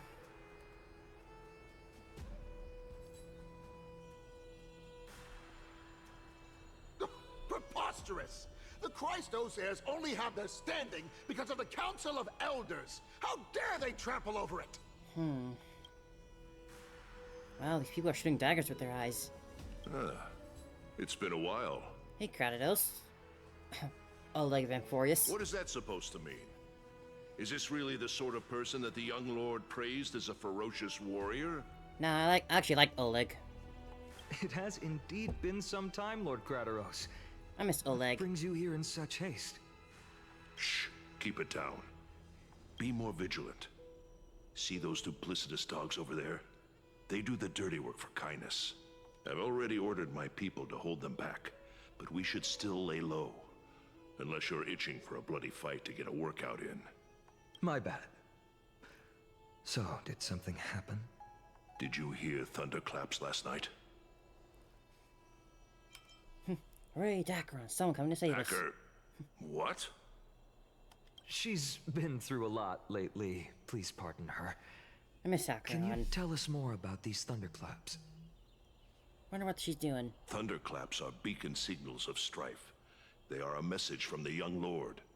He threw a spear bearing several words at Akama. Oh. Watch out. The Flame Reaver is back. Oh, shit. I guessed as much. We didn't actually kill them back at the Kremnos Arena. Yeah. I figured this is something you would want to know. We Kremnoans never back down from a fight. So if you plan to take that thing down in a battle, reach out to me anytime. You think you can do anything? You have my gratitude. I will let Aglaya know about this right away. Remind her to be on her toes while you're at it. That vicious Kindness has been unusually active lately. Those lackeys she keeps undercover have been going in and out of the city a lot more frequently these days. Some even seem to be getting Kremnoans to defect to the Council.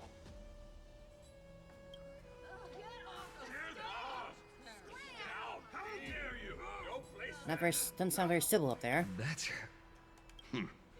Looks like you can see it for yourself. We should get back.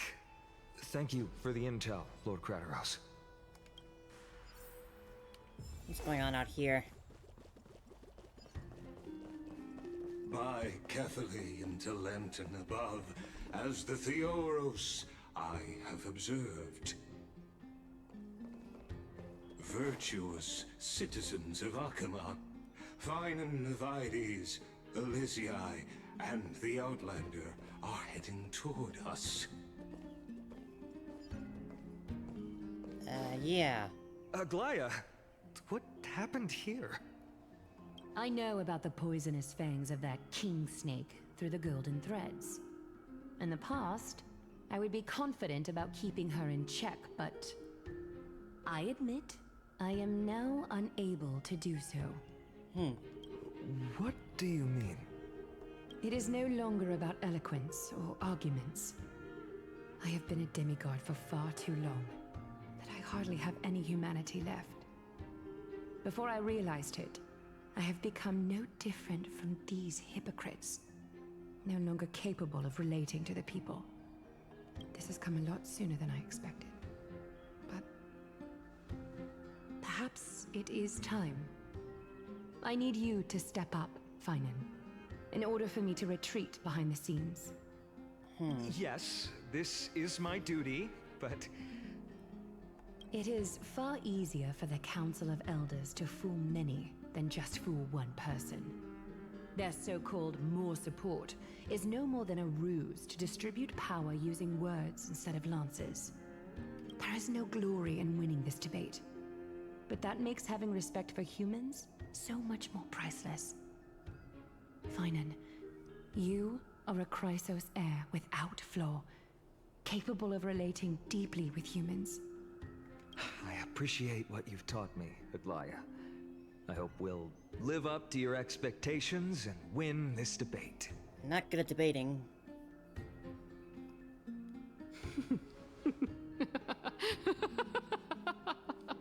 You seem happy with yourself. Oh, you've done well, Lord Calictus. Let me take over and personally close this debate for today. Dearest counselors, let it be known that I sorely miss the blissful times portrayed in lyrical poems. Back then, Amphoreous was home to nearly 1,000 cities, each with their own local faith, while gods walked the earth and shared close bonds with humans. Yet, in the present, people from all over are forced to leave their homeland to seek refuge in the holy city, where they hope to rest under Kefali's protection. All of us have long been in the same boat, with no way out of this plight. We didn't have a choice in the past, but now, the Council of Elders brings to the table a new possibility.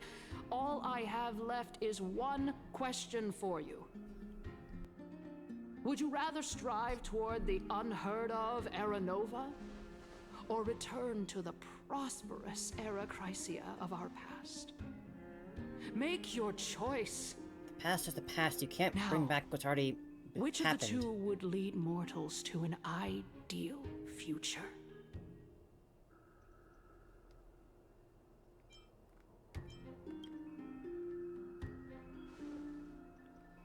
Era Nova is the path of salvation the gods promised. We shouldn't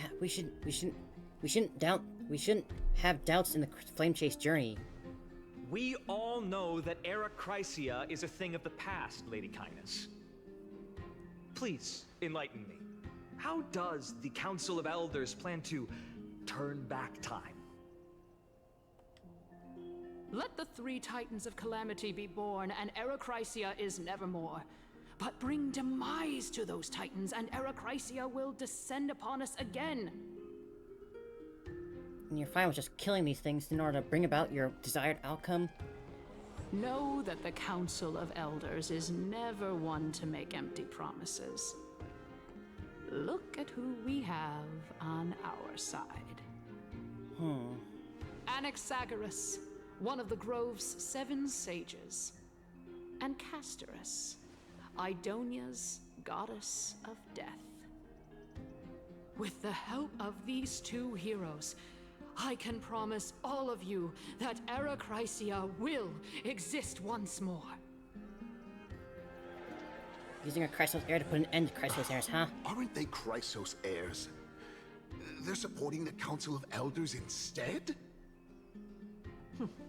It's clear from the start that these heroes do not get along well in their group. All the more proof that Aglaya is unfit to speak on behalf of every Chrysos heir. I am in favor of Era Chrysia. Era Chrysia! Era Chrysia!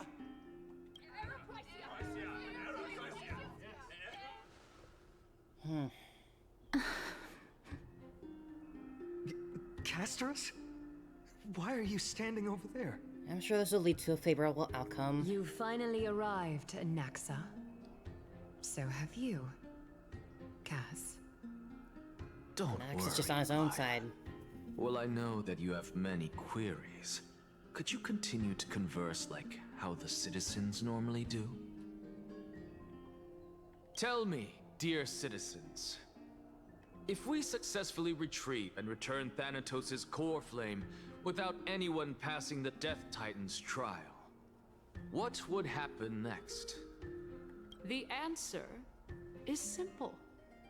We will have a chance to rid the world of death and bring Amphoreous back to an era when all beings live forever. We'll usher in a new future that will be entirely different from the flame chase journey. He's one of the 7 sages. That's impossible. Your proposal is much too idealistic. As long as the Black Tide still exists, how can we go back to the old days? Remember what I previously said? Kefali's core flame is guarded by the secret power of the Council of Elders. Plus, Fagusa's water curtain will be able to block out any external perceptions. Tell me, dear citizens, have any of you ever seen even a glimpse of the threat that this person is talking about anywhere within the walls of this majestic holy city? Isn't this just survivorship bias? If we eliminate death, then there's no need for us to fear that flame reaver, right? Citizens, let's loudly sing the blessed hymn. Oh, beautiful old world, where are you now? Oh, legendary Erechrysia, return to the mortal realm.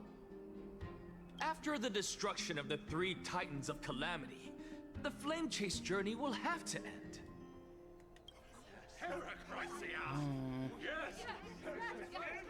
This is bad. The masses are now totally riled up. Anaxa, pray tell. Everything that you've mentioned hinges on the premise that we can find Thanatos' existence, right? Thank you, Lady Aglaya, for still caring about this city. However, dear citizens, we are truly fortunate and blessed. For Castorice, Idonia's goddess of death, will surely find Thanatos under my guidance. What? With that, I solemnly promise that the core flame Lady Castorice brings back will be personally managed by the Council of Elders.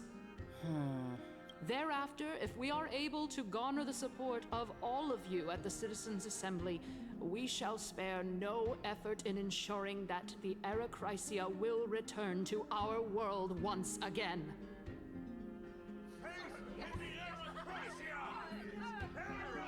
The debate is not going in our favor. With the balance shattered, the result is clear.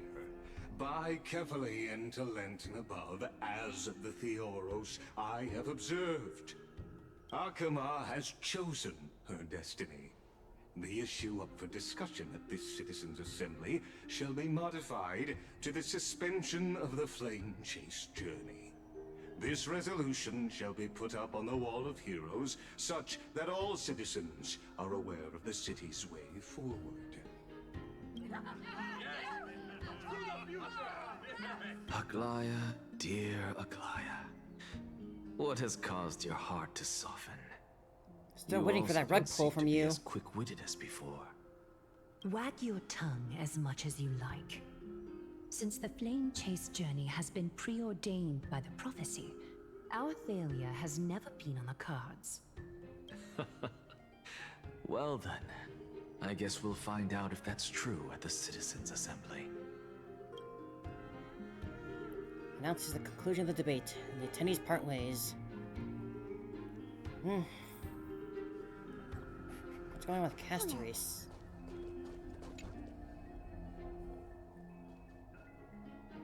Well, it seems that when I sent you to look for Anaxa, I unintentionally facilitated your partnership with him instead. My apologies, everyone. I know that you have many questions to ask me. I will answer them to the best of my knowledge. Yeah, this is so hard to keep track of. So much I'm learning. dump it on us. In that case, please tell us as much as you can. What happened when you went to look for In Naxa? actuality, he showed me a past that was both long and heavy. The reason I say this is as I've mentioned earlier. The answer was hidden in my journey unto death. Naxa, you were in the Netherrealm? Yes, I am but a living dead man now. But that's not important. What truly matters is, I overheard a conversation between heroes.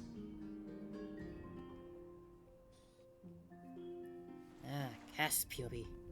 Have you heard of this tale before? Polixia. A tale about the ocean god's treasured pearl, our hometown. It was a seaside town which enjoyed the ocean breeze and glorious, peaceful times, thanks to the wisdom of its ruling queen. Until one day, an evil dragon descended upon the town. Its wings were large enough to blot out the sun, while its claws were sharp enough to rip the waves apart. It barged into the tall tower and devoured the queen's beloved daughter. It That even story settled again. itself in her bedroom, like a tyrant king. The queen assembled 300 warriors who managed to subdue the evil dragon by chaining it up. However, when the queen slit open the dragon's belly, she realized that the princess had long since been digested, and all that was left of her was a pile of bones. Devastated, the queen wept for several days. It was then that a devious, smooth-talking scholar arrived at the palace and suggested that the princess could be revived through the use of dragon bone and dragon blood. That liar called this process the secret art of alchemy. The princess was reborn! The queen was overjoyed, blissfully unaware that the evil dragon's soul still lurked within the princess's body. As revenge, the evil dragon swallowed the poor queen, the glib liar, the courageous warriors, and all of the town's innocent civilians in a single gulp. Worse still, the souls of the deceased refused entry to the Netherrealm because they were filled with regret. Forced to roam the mortal realm, these resentful souls ultimately converged into a river of souls that would not retreat for a long time. The terrifying death had consumed all. Thereafter, our hometown fell into ruin as well. Until... Until?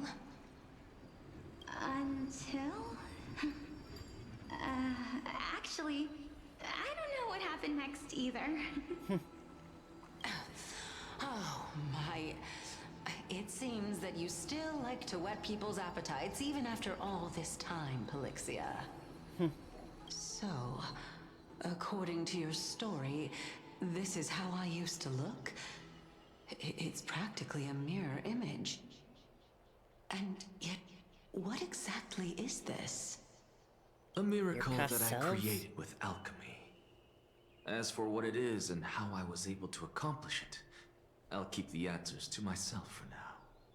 Oh, my goodness. Is this cliffhanger really necessary? How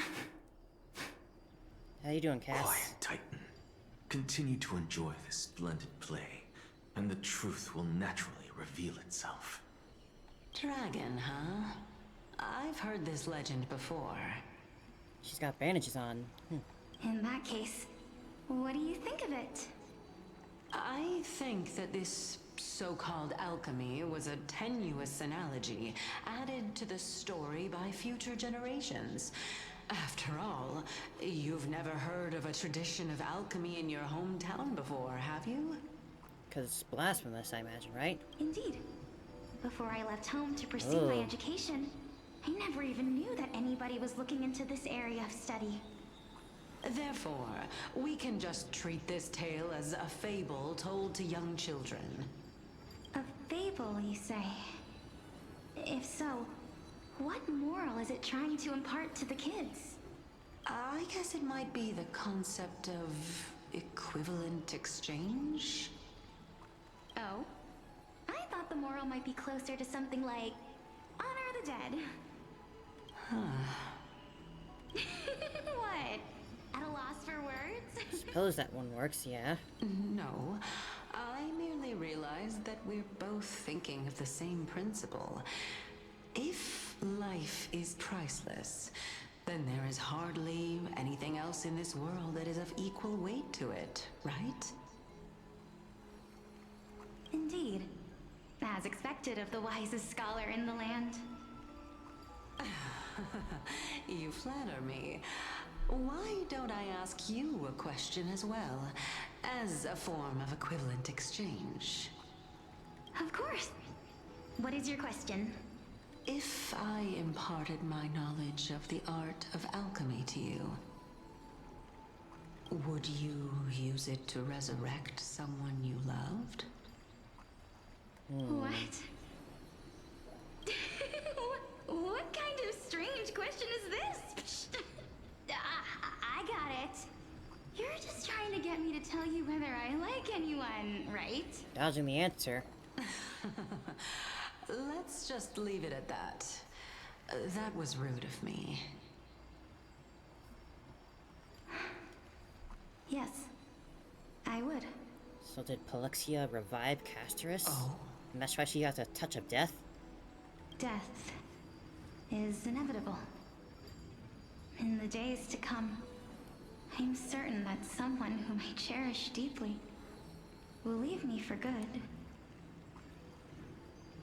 If such a mighty power really existed, I think I would use it without hesitation.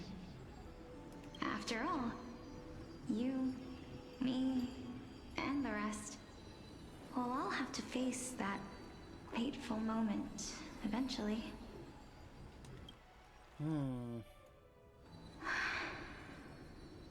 My time is finally here. However, perhaps because of my firm belief in the immeasurable value of life,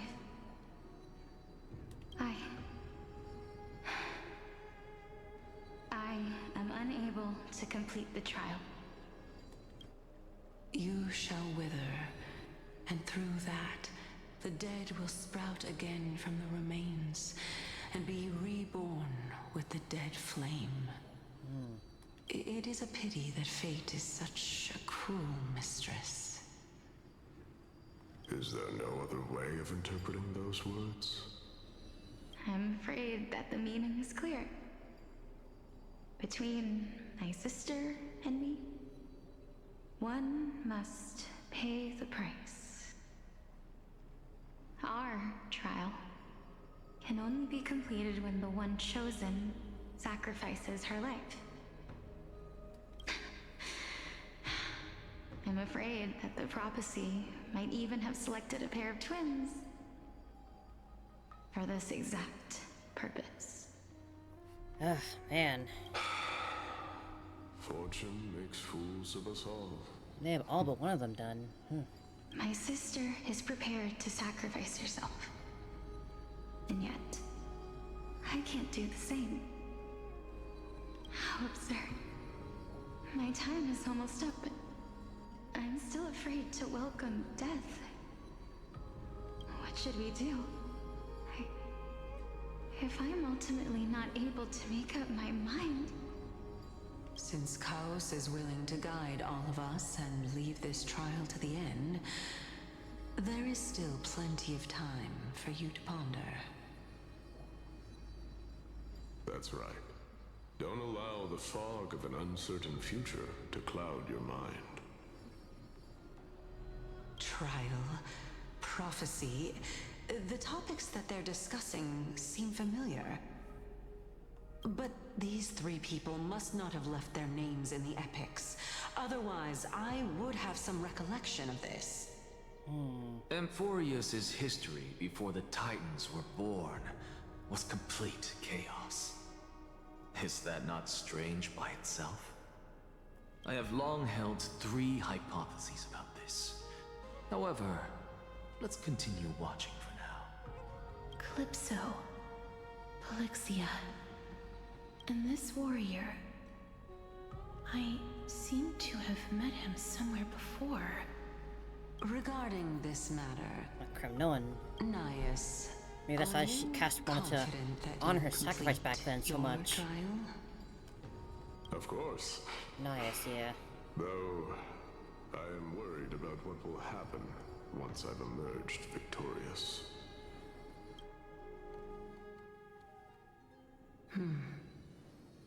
Looks like you have made up your mind.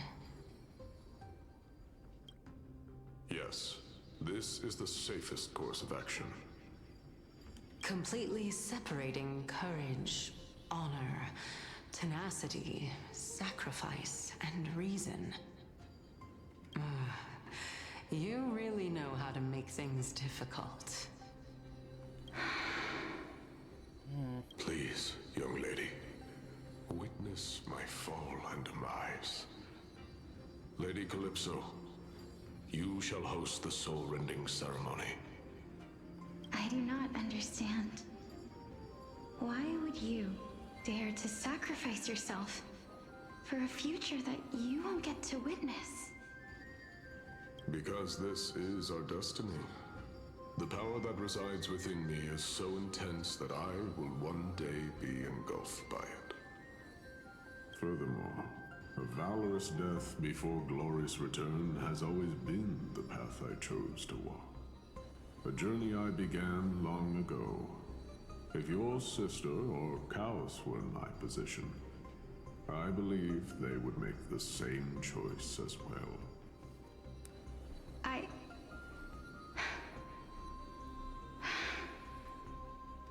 I'm not that brave. I don't know how I'm supposed to face such a serious affair. Yeah, I mean, that's reasonable.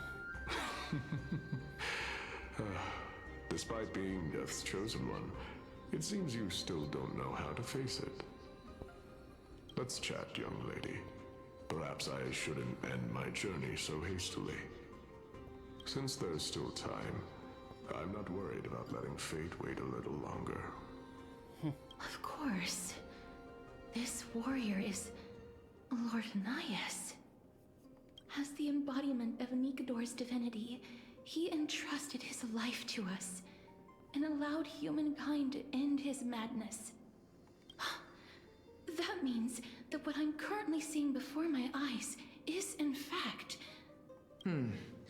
Looks like one hypothesis of mine has already been proven true.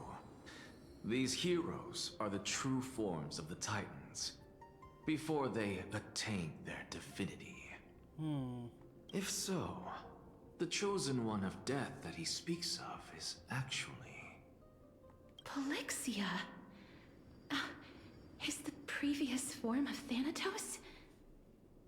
But her appearance... If this is true, as long as we can find out where she went, we'll naturally be able to figure out the location of the Death Titan. But before that, we first need to witness what ultimately happened to Lord Naius.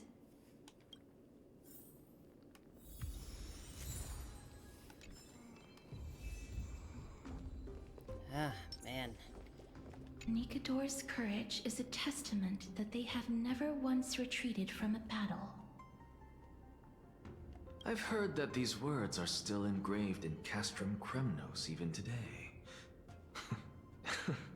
It didn't occur to me that they were actually part of an alchemical formula. I still don't even know what to say with all this. It's just like, so much. I believe that his tenacity is sealed within this statue. Before we fought Nikador, we also released it from the stone statue.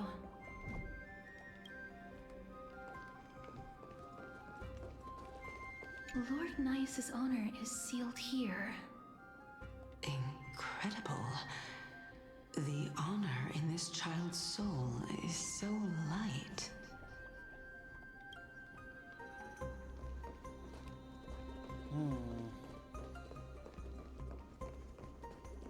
Sealed within this statue is undoubtedly his sacrifice. They use their own body as our city walls, keeping out and protecting us from the pervasive spread of madness. They are acutely aware that if the end times were to arrive, there would be nothing left in this world to conquer. Yeah, that does sound like a Cremnon thing to say. Honor, courage, tenacity, sacrifice. And finally, the only thing that remains is reason. Cheer up, young lady. There is no need to shed tears over a glorious death. All farewells in this world are sorrowful, Lord Nias. No, young lady. As a warrior, I have witnessed too many bitter deaths. But now, all I feel is peace. I did not know until this moment that mortals could live their lives in such a way. Although only a sliver of your soul remains, you remain so optimistic. Or maybe the truth is that you aren't able to feel sorrow anymore. To be honest, I don't know either.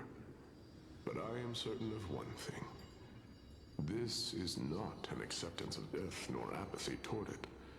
It's not even a feeling of despair. I am just enjoying what remains of my life to the fullest. I suppose I can agree with that logic. Indeed. Along this journey that we've taken I'd together, rather be not smiling in my only last moments have than I just changed the world, grieving. I myself have also changed in the process. And now I have reached the journey's end. When I look back and see the grand epic that I've personally written, how could I not revel in that fact? But when you depart the mortal realm, won't all of your accomplishments be reduced to nothing? Not necessarily. Separation and death are two sides of the same coin. Reconciling this doesn't come easily for a mortal. This Plexi really has a different belief to cast, huh? Finally, let me recount to you a story of mine, young lady. The first time I returned from the battlefield, I felt extremely hollow. The calamity had devoured everybody on the battlefield but me. When I returned to the city alone, the citizens held a banquet for me that was far from pleasant. I felt as though I was still on the battlefield, and the person who had returned was nothing but an empty shell. War does that to you. It was late into the night by the time the banquet ended. My head still reeling, I returned alone to the barracks. On the way back, I encountered someone. It was a crazed scholar looking at the night sky and muttering to himself by the side of the road. Although I tripped over him and fell, I wasn't angry in the slightest. And maybe because I saw myself in him, I inexplicably asked him a question. Do you think that it'd be better if we just died on the roadside like a couple of stray dogs? To my surprise, he shrugged his shoulders and sighed. To someone who is currently experiencing death, dying and living afford the same amount of bliss. Now please go away and don't block my starlight. Are you trying to say that there is no difference between living and dying? For they are both journeys that lead toward death? In essence, yeah, I guess. That's exactly what life is, and death is, but a scale to measure how valuable the journey was. Journeys and epics are only glorious and magnificent because all things eventually fade to dust. Therefore, young lady, don't detest your fate. Instead, willingly and respectfully embrace it. The embodiment of strife telling me about the majesty of the world. Indeed. I believe that when the fated moment eventually arrives, you will be able to understand my words. It is time for me to knock on death's door. I will set up a long table at the end of the road and humbly await your arrival. When that moment finally comes, let us drink and be merry then. I knew this day would eventually come.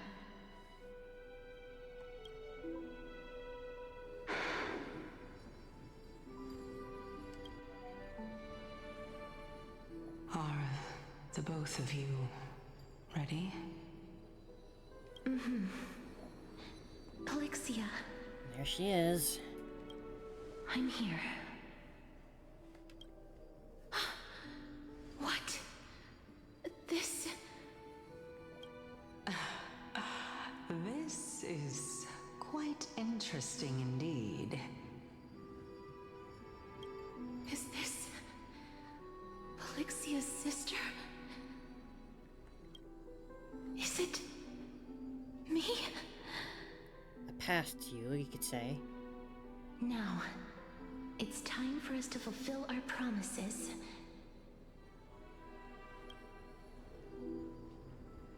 Are you afraid?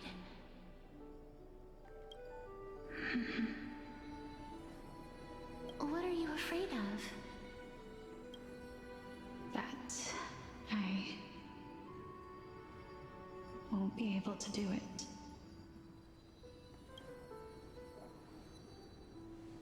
You shall wither, and through that, the dead will sprout again from the remains, and be reborn with the dead flame. As foretold in the prophecy, and according to our vows, once it all ends, we must face our fated moment head-on. Even if it was prophesized, do we have no say in the matter? It's so unfair. Why are we the only ones who are forced into mutual destruction? Let me do it, sister. Let me be death's sacrifice. I was never long for this world anyway. But you're different. I was the one who wasted your life after all. You're wrong, Polixia. I don't think that my life was wasted. Just the opposite. When I finally arrived at this destination and looked back at the journey I took, I discovered that flowers had long since bloomed along the path I walked. It was you who sowed the seeds for this sea of flowers. One that is more beautiful than the promised land at the end of the world. Besides, I have lived a fulfilling life.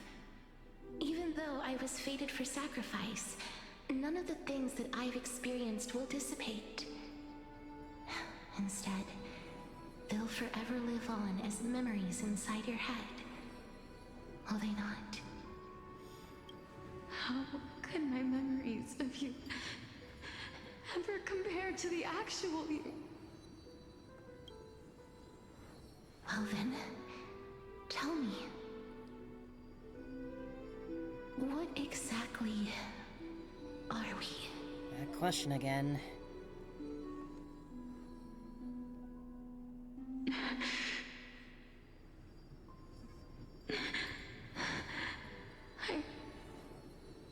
I don't know. I don't know either. But regardless of what the answer is, regardless of how we're shaped by others, or even by this world. Ever since we were born, the fact that we existed was predestined, and nothing could erase it. This is why I will always, always be by your side.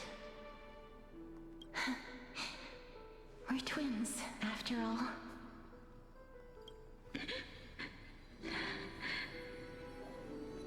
All right, my dear Polixia.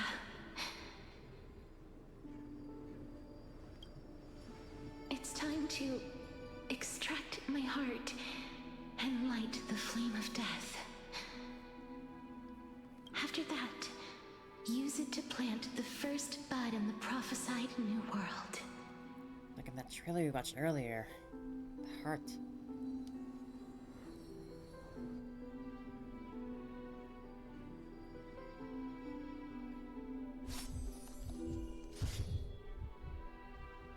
If I imparted my knowledge of the art of alchemy to you, would you use it to resurrect someone you loved?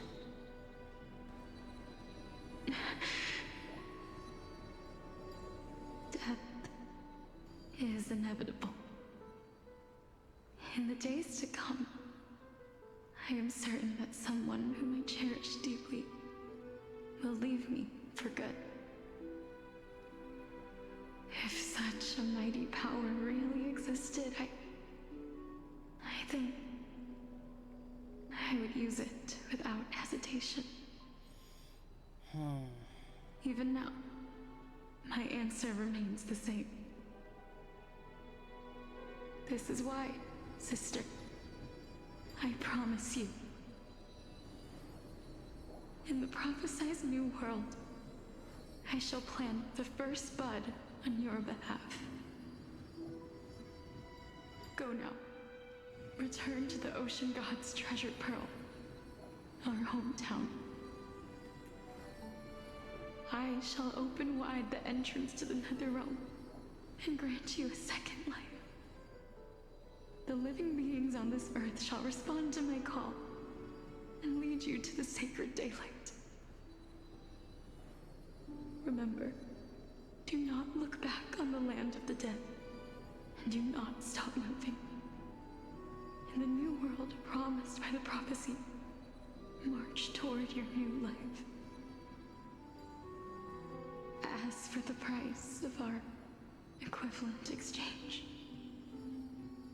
let me be the one to pay it.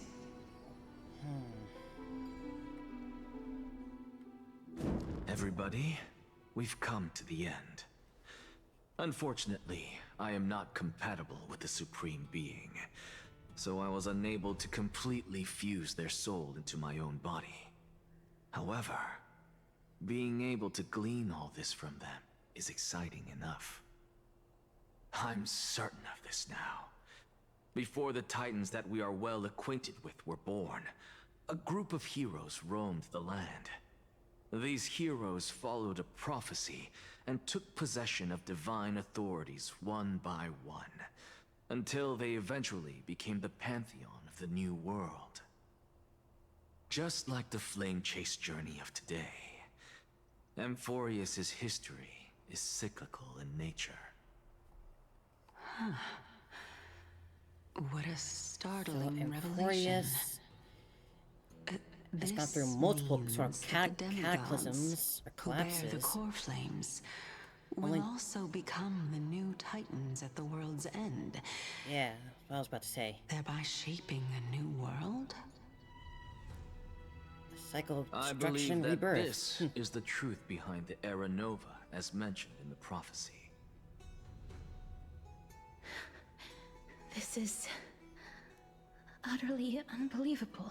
And Cass is like a revived person Besides, from that Those past twins Amphoreous. in the past, even if they really are Thanatos, their whereabouts are still unknown even today. I thought we were pretty Are opposite. their They'll go back to whereabouts hometown. truly unknown? Didn't Polixia mention that seaside town? Yeah. The birthplace of alchemy and the tale of the dragon. In our world, there exists a city which perfectly matches that description. Styxia. Styxia. But the people there worship Fagusa and bear no relation to Thanatos. I've also never been to that place, as in the time of Idonia, it had long turned into underwater ruins. Take this. This is... the new Sporist masterpiece. The Philosopher's Stone.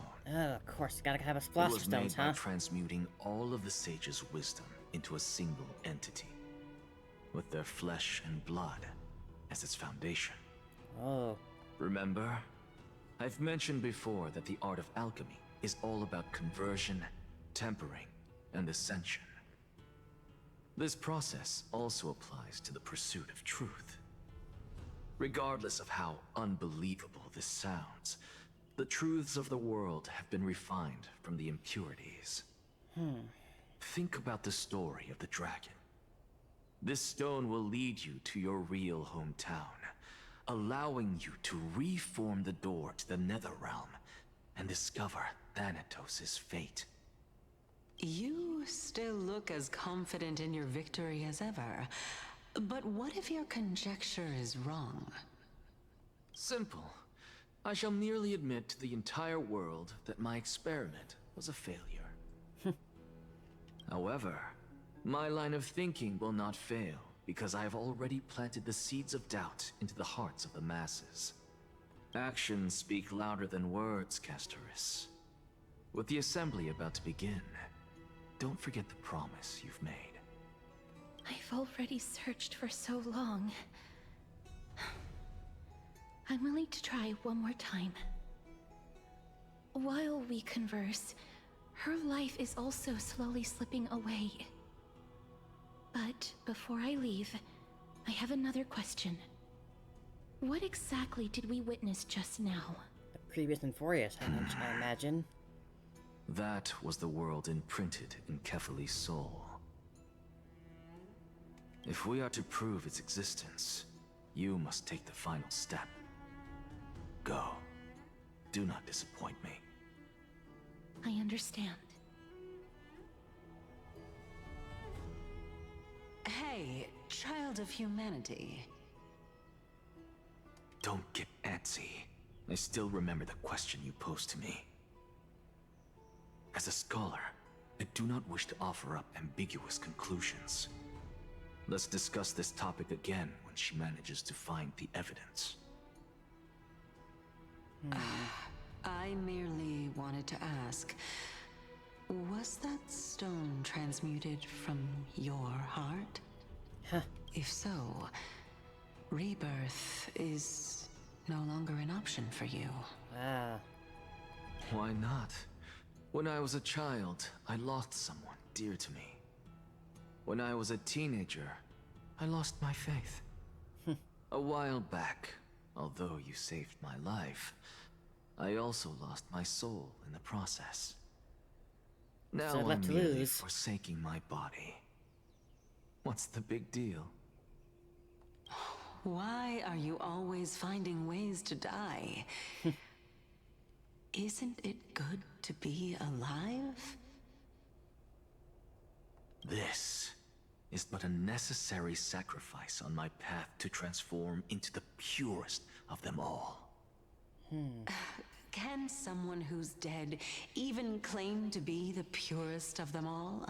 True death, Furthermore, broken from the cycle of rebirth. If your hypothesis is proven correct, does it not just confirm that the myths are true, and thereby invalidate all your theories? No, it's just the opposite. If my hypothesis is correct, it means that I can actually ascend to godhood and reshape this absurd world that you all have created. Ah. Currently. That's a lot to take in at once. Yep. You can say that again. Lady Aglaya, please, let me explain. Go on. You know that the core flame of death has always been the greatest unknown regarding the Era Nova, which is why both you and Kindness desire to gain the power to control that core flame in the approaching Citizens' Assembly. Professor Anaxa has come to a consensus with Kindness. They want to suspend the trial once Thanatos' core flame is reclaimed, hoping thus to eradicate death from this world. If they're successful, then the flame chase journey will cease, and Akama can enjoy everlasting peace. That's what they believe, at least. But I know this runs counter to your wishes. So long as we do not usher in Era Nova, the Black Tide will never be eradicated. Even with Lord Mighty on the front line, and the Black Tide not posing an immediate risk, the danger nevertheless remains. Honestly, it's difficult for me to assess the pros and cons in this decision. But someone must bring the core flame before we can begin negotiations over it. The Titan could be very near. I cannot let this chance slip by. Besides, someone has to make this trip to bring back Mrs. Soul. Well said. You already had every reason to seek an audience with Thanatos. It's that great performer who has weaponized your wishes and placed us in this difficult situation. A world without death. Do you desire that too? I mean, she might have to kill everyone she touches. If fate dictates that my path must oppose yours, I will do all I can to resist it and protect what I aspire to achieve.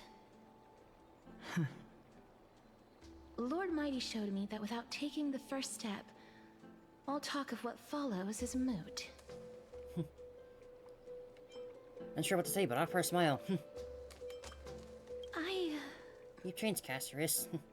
I have always hoped to hear you speak your mind, Cass. Why do I look like why do I have a negative face when I said that? I meant that in a good way. Styxia. I visited that place in the past. Though it is now an island surrounded by the river of Souls Torrents, it's not hard to see its former splendor. Go. I will not stand in your way. As for you, you are someone who has cheated death. I believe you have more than enough reason to make the trip with Castorice and meet the god of death himself.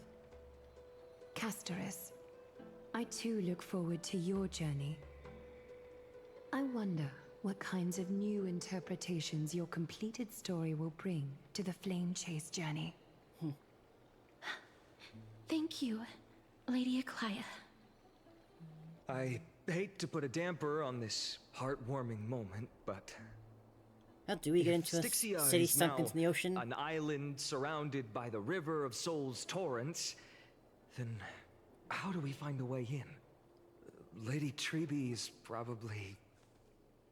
The answer is quite simple. In the myths, Zagreus once made the domain of the dead their treasure vault. That is to say, they could enter and leave the Netherrealm as they pleased. Oh? And if they could do that, then it follows that the demigod who inherited their divinity must be capable of the same. I'll see you at Memorial Palace at Action Hour tomorrow. Cypher shall be your guide to finding that ancient city. Gonna meet Cypher, yay! The tumultuous day finally comes to an end. Everyone disperses, each lost in their own thoughts. Ah, yeah, that definitely was a long day. Ah, another one of those. Dawn isn't back yet, huh? I think now would make the best time to maybe wrap up here for Star Rail.